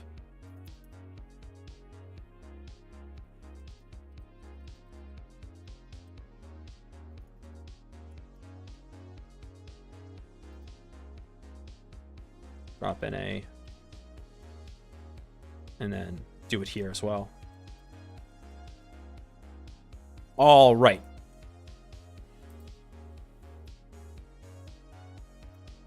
Hey! All right, so we fit it. I think we dropped like five samples, which I can live with. Okay, so model.fit, model.predict, xtest. Let's look at our predictions.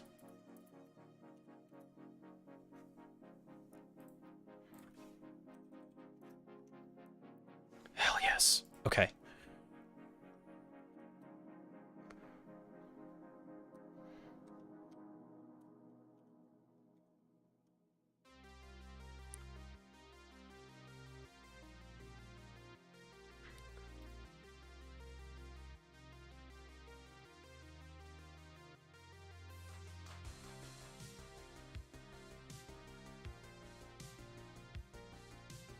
All right, let's do our model.score just to see how it did. Y train, Y test. Right? I have those in the right order, right? No, sorry. X test and then X test. There we go. X test, Y test. Sorry, I'm in hour, what, 3, 4? I'm getting a little punchy. You doofus. Wait. X test. Reds. No. No. That can't be right. We had a perfect prediction? Get out of town.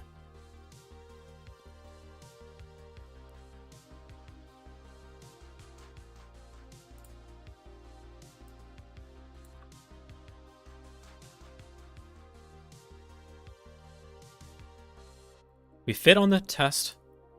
We predicted on the... We fit on the train. The text. I refuse to believe we got a perfect prediction. With an unmodified K-neighbors classifier. No way. Preds. Okay, hang on a second. Equals X. X test. And then pred disposition, we'll put that back, equals preds. Pred df.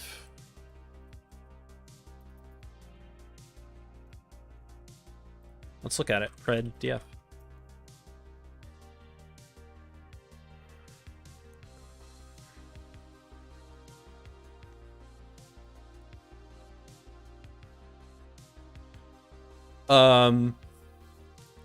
We want the file name back though, right? So to get that,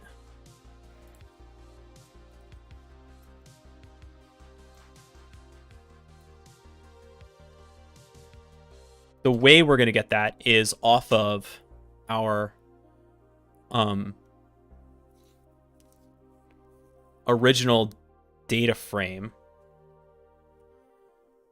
Yeah. So to get the file names back, just to see how it did, we're going to do file name equals pred df. Df dot loc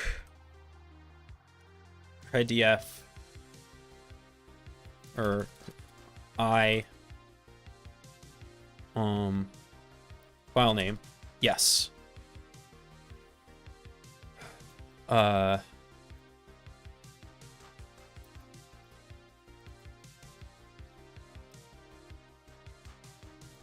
For I in pred df dot index. Okay, that should have given us back our file names.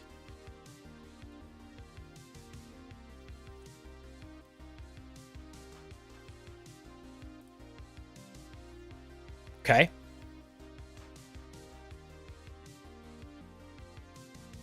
What did it call? Malicious. Nothing at all? Now we know why.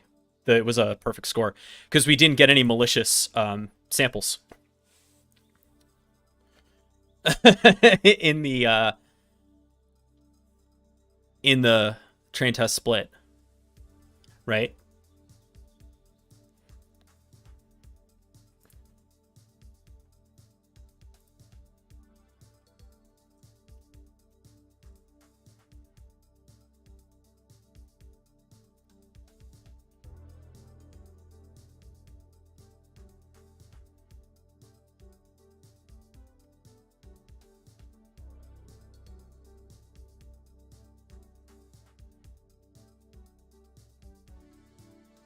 If not, none.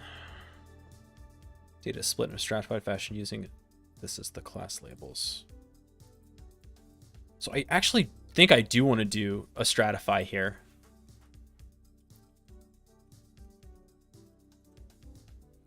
Let me check my notes. I have notes. This has been a long stream, but I want to get this prediction done.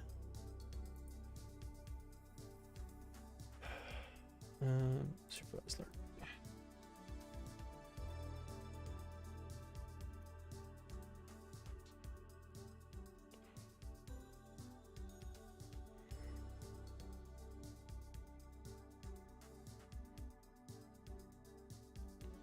Okay.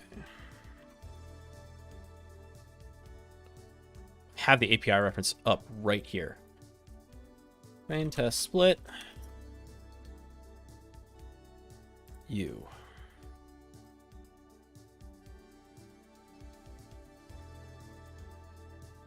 Yeah, cross-validation's good.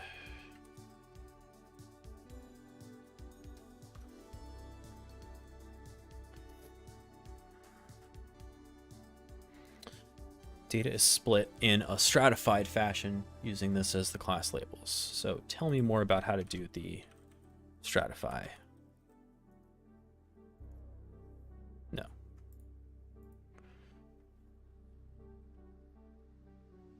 That's okay.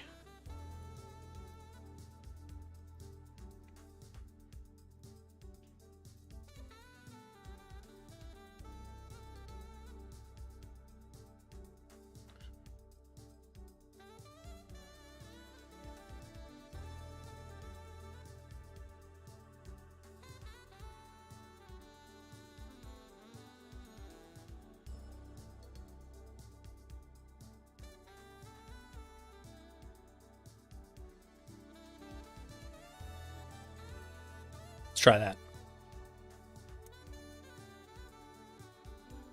Ooh, nice saxophone.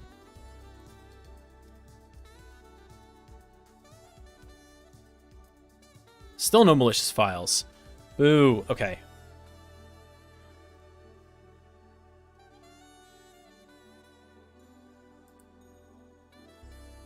Since I am still learning this, let's find out if we can ask ChatGPT.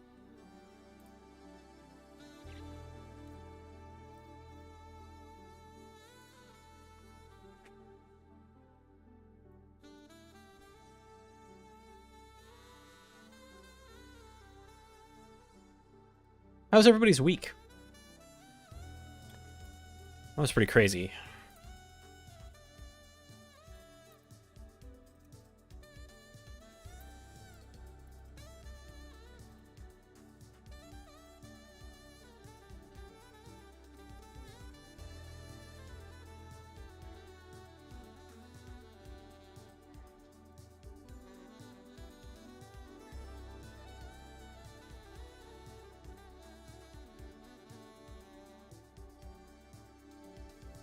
Cold.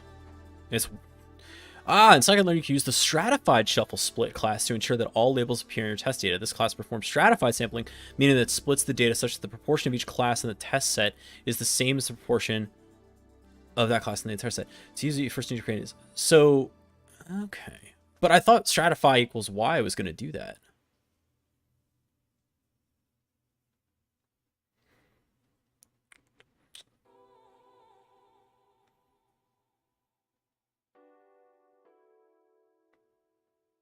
Okay. I like that. I like that a lot. Okay, so we'll try that. See, the robots can be helpful, you know?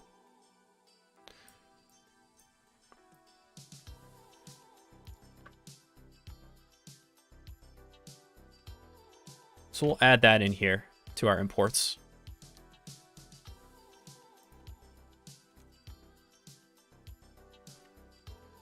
I like that. Okay.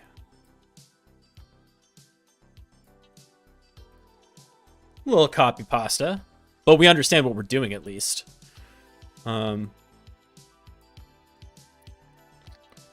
Yeah. Okay.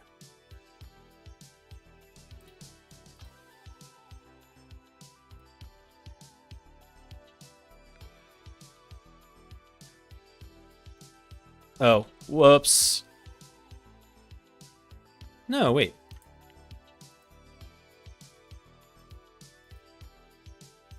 What's the problem here? None of int index are in the columns. That sucks. Train index, test index, and splitter dot split xy. X train x test equals x train index, x test index.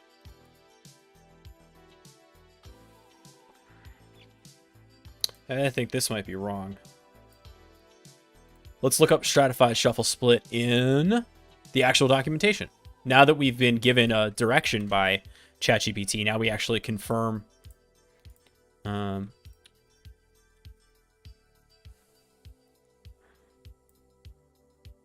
Right?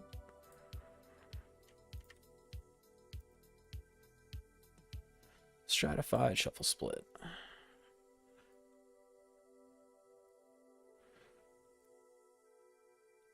Provides train test indices to split data. The cross-validation objects is a merge of stratified k-fold. Oh, nice. And splits. If float, so train size. If float, and then for I.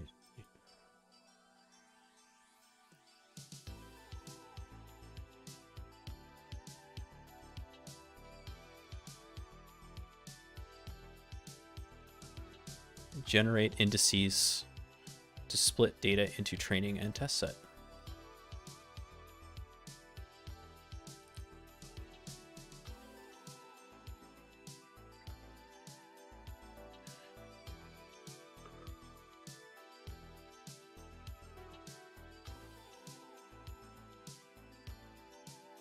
Okay.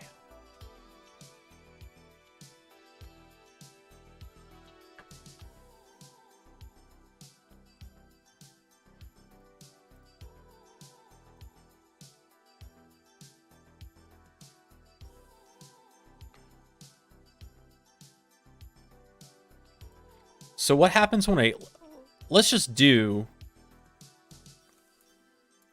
the splitter.split on X and Y and see what the data looks like as it comes back. A generator object. Okay. So then we'll comment this.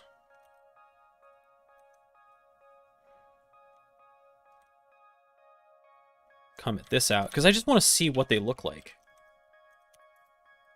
Print train index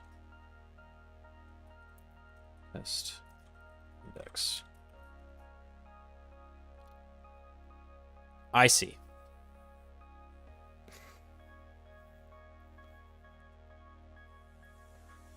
I see the problem here.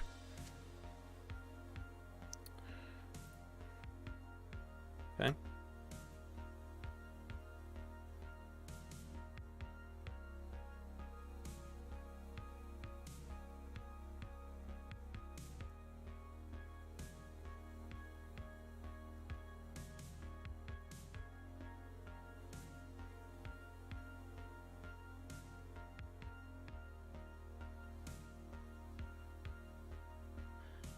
That's the problem.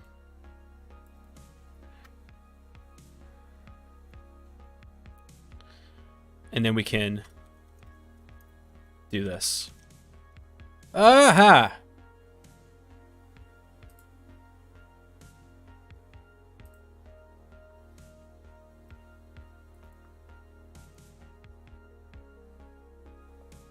Cannot insert level 0.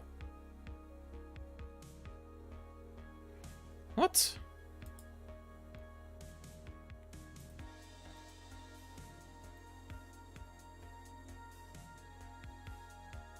I think that's half our problem right there, is we have indices that are broken. So we can fix that and then we can move forward.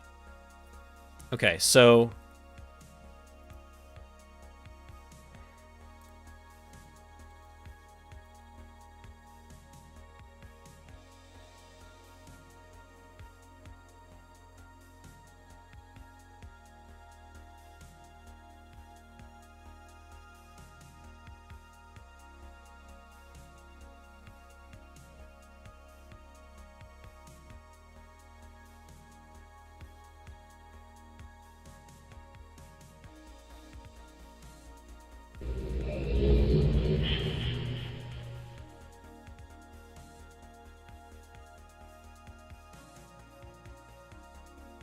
oh, axis equals 1.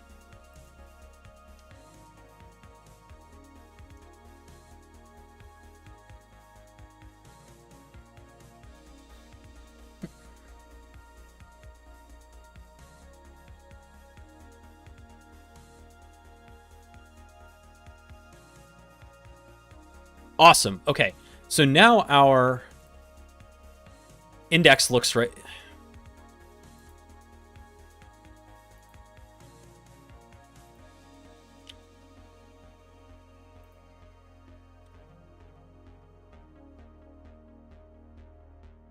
Level 0 not found in access. Yeah, it's fine. Okay, so it's pretty weird.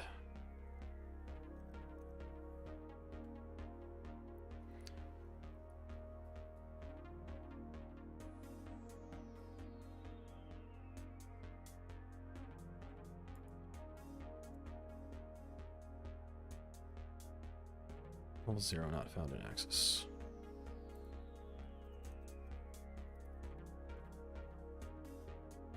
Okay. Now what do we got? Still have this weird index value, but it's the same, so that's fine. Okay, now, oh,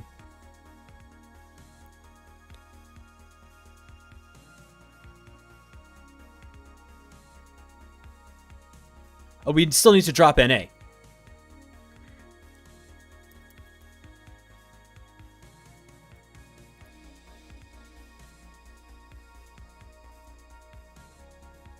And now we can do that. Okay, so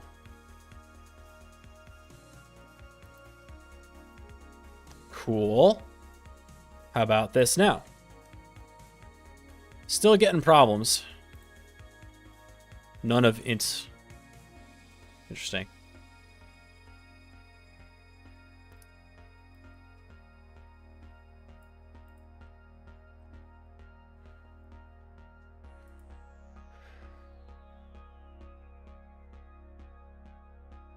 None of int 64 index 1241 are in the columns.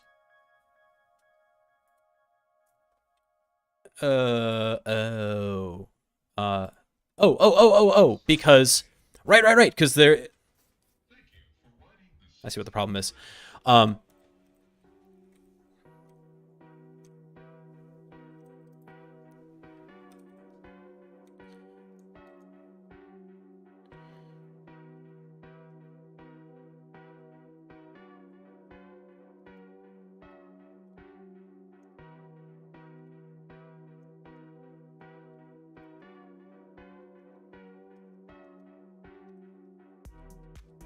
Yes! Okay.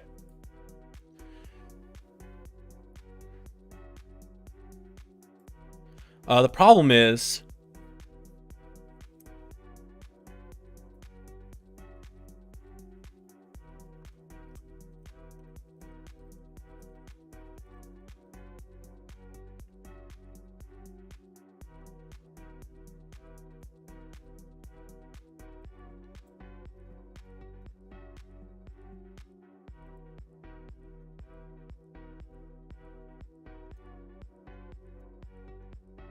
Nerds. Still not picking up any malicious files.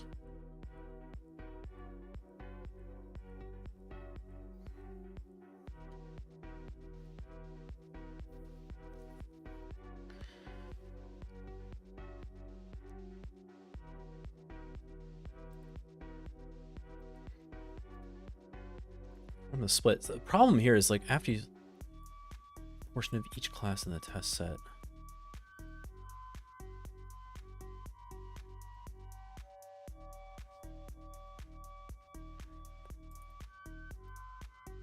That class in the entire data set.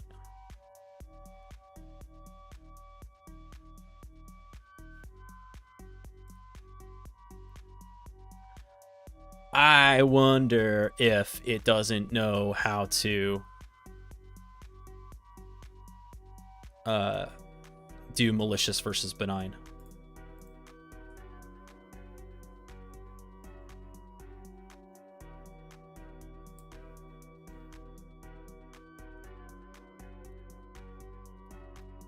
Does it ever happen? Never happens. Wait, hold on a second. How many do we have?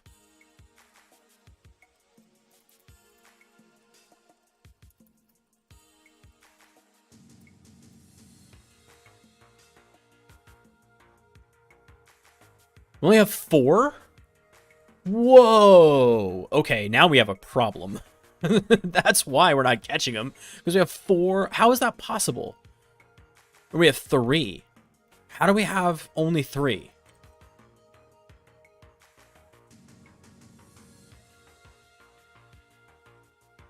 All right, something went wrong here. So we're going to kind of go through all this again. We're going to...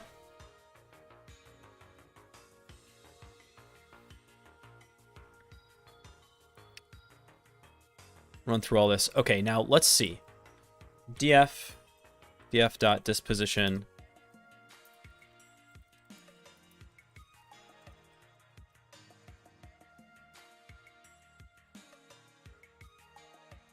Okay.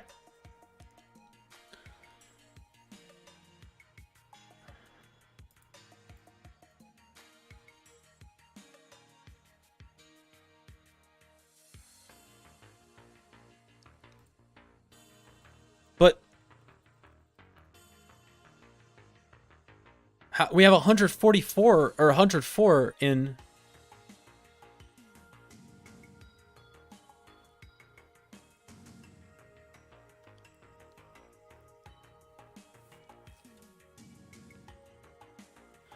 Oh. Oh. It's because my, I know why. My get file extension function is wrong. It should be the last one. Oh, not the first one, the second one.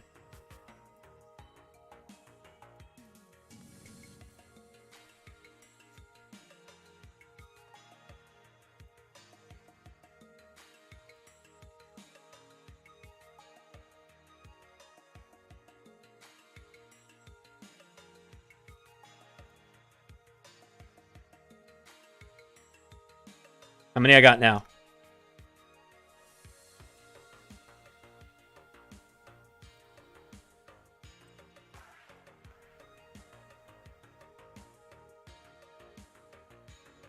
Still only 8.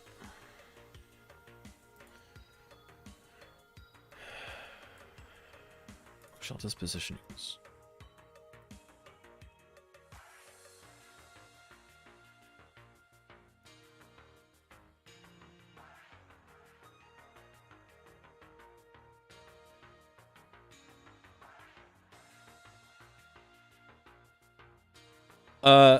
Still only getting...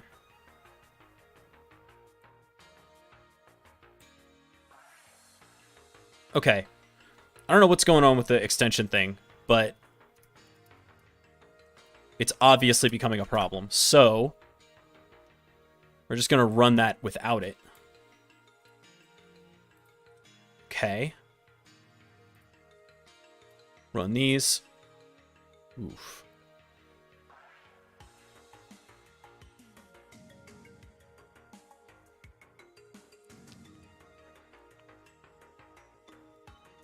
Uh,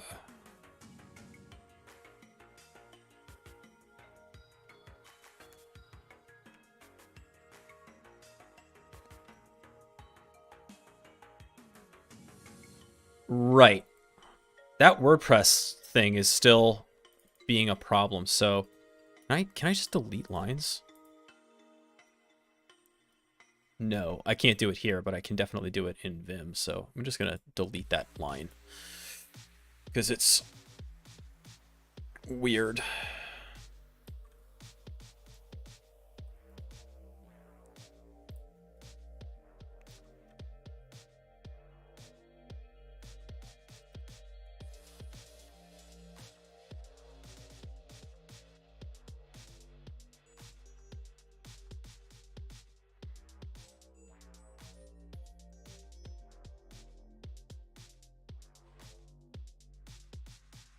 Okay.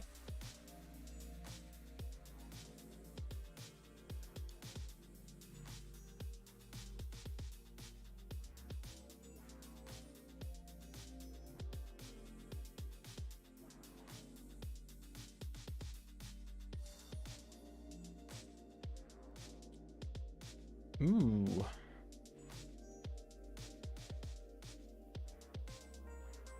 UTF-8 codec can't decode byte.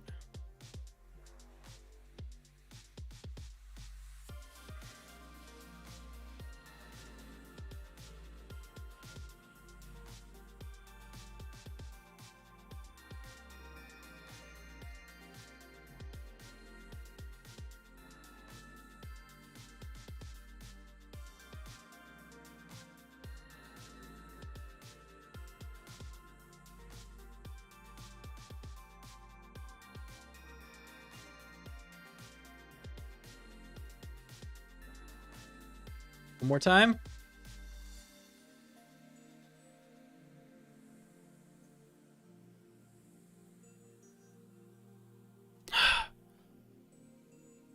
What are we getting wrong? So UTF-8 can't decode.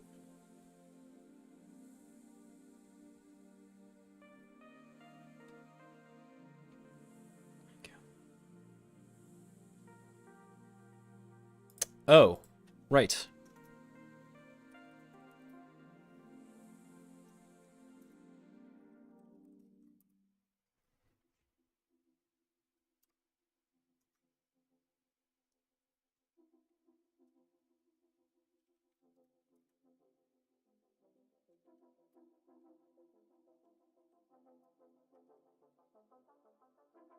Check this out.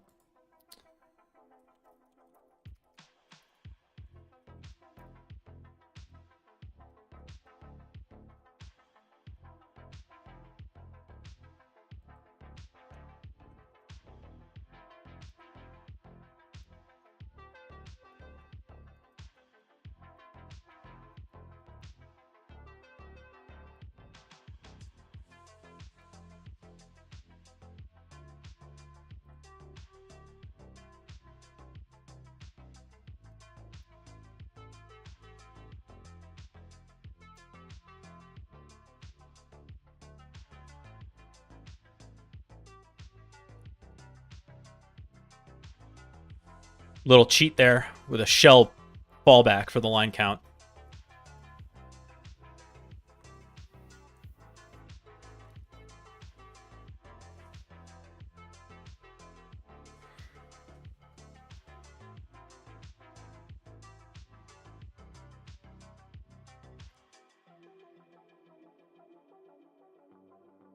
S list.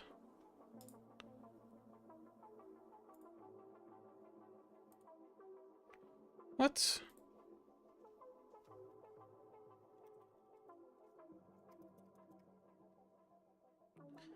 Oh, fine. If we have a problem with it, we'll just drop it.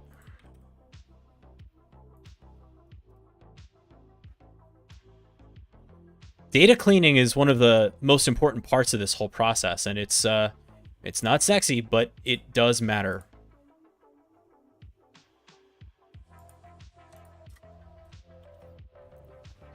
Okay, finally.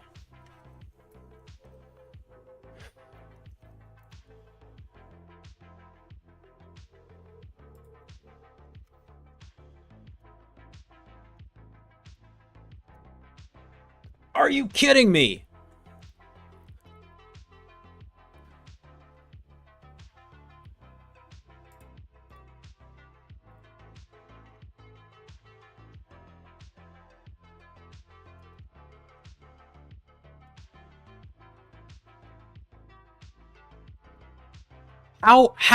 How is it possible?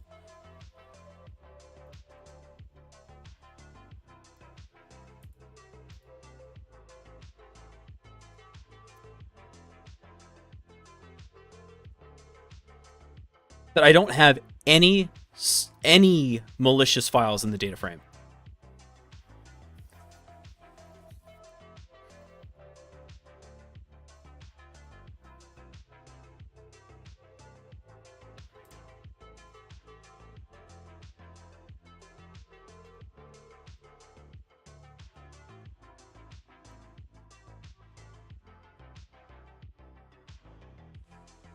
I've got 104 here.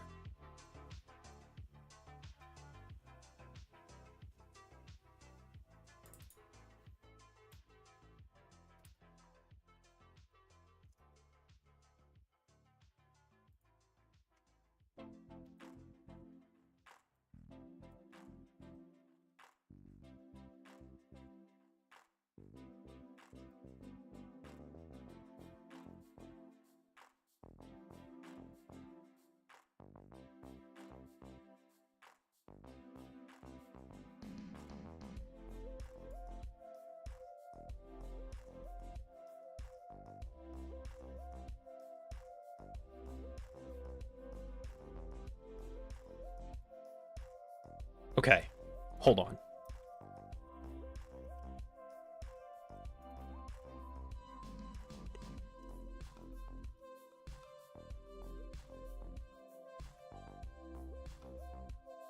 I think this index is messing me up here. All my malicious stuff doesn't have it, so...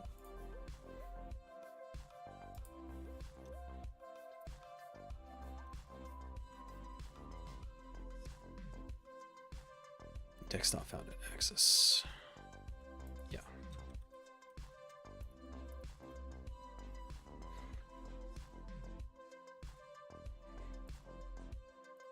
Clean your data. That's what I'm doing.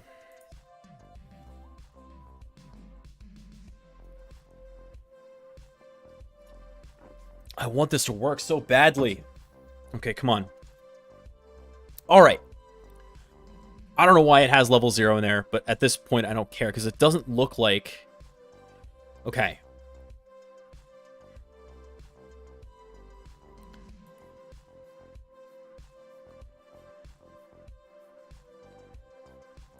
I'm going to leave this off. If I can get away with it. Okay. Models fit. What had input X contains NN? NA. Okay.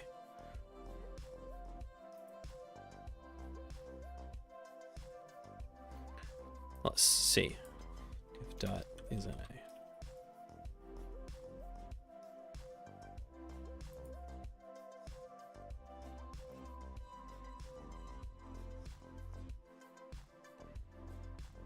No.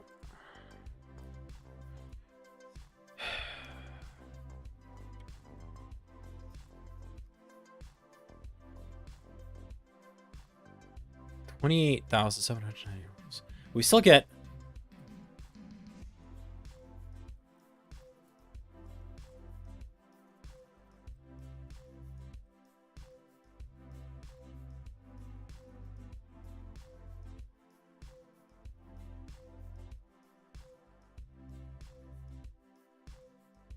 Do I still get 103? There's one file. Okay. Well, I can live with that. So, cool. Now, clean. Oh, wait. Nope, sorry. Forgot to do a thing. Dot reset index. Good. Then, clean. Cool. And then all this is off this. Okay. And then This will be clean. So.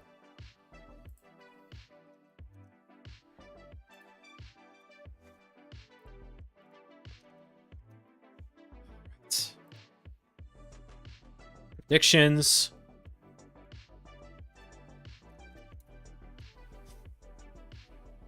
Predictions. Okay, so check this out.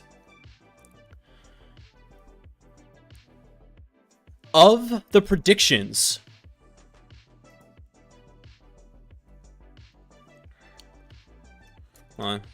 PD set option display max row length. Is that not right?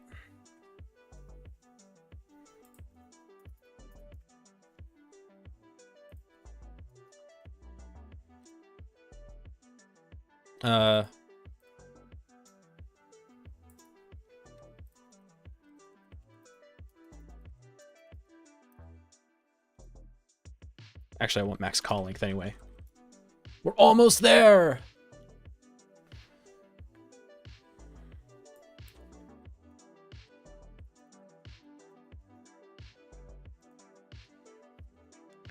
Display.max call width, of course.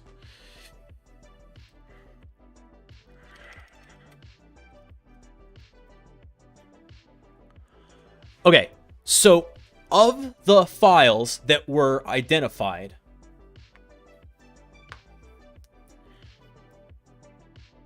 one of them was an SVG, and the others were PHPs. And by the way, so we didn't even clean out the non-PHP files, and this thing still only found one false positive of an SVG.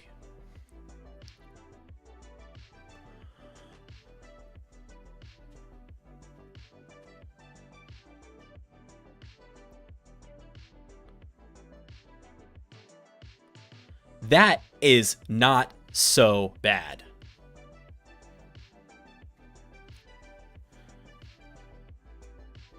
Now we can run this a bunch of different times, and we can do k-folds and you know, really do full cross-validation here. But it's I've been on the air for a while. My initial hypothesis is the answer is yes. Entropy is a useful metric for identifying obfuscated web shells inside of at least PHP code bases, but I suspect that ASP is going to be similar, or any other server-side rendered files. Now, that's entropy by itself, but then if you take that along with these other features, average line length, max line length, line count, you take those and you add them in to a simple k-neighbors classifier. You could do whatever else, but with a simple machine learning algorithm, you are able to very successfully identify web shells. That is, I think, today's finding. That's exciting. So I'm going to be playing with this more.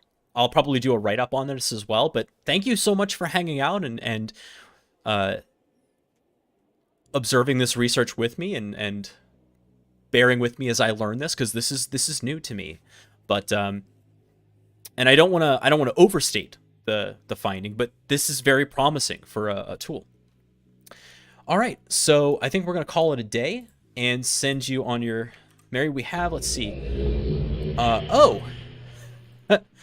Marcus Hutchins is on, so I'm going to send you all over to malware tech, and so they can get to know us a little bit as well. So that's going to do it. I'll be back on Wednesday with some more shenanigans. But until next time, friends, please be good to yourselves, be good to each other, and happy hacking. I will see you next time.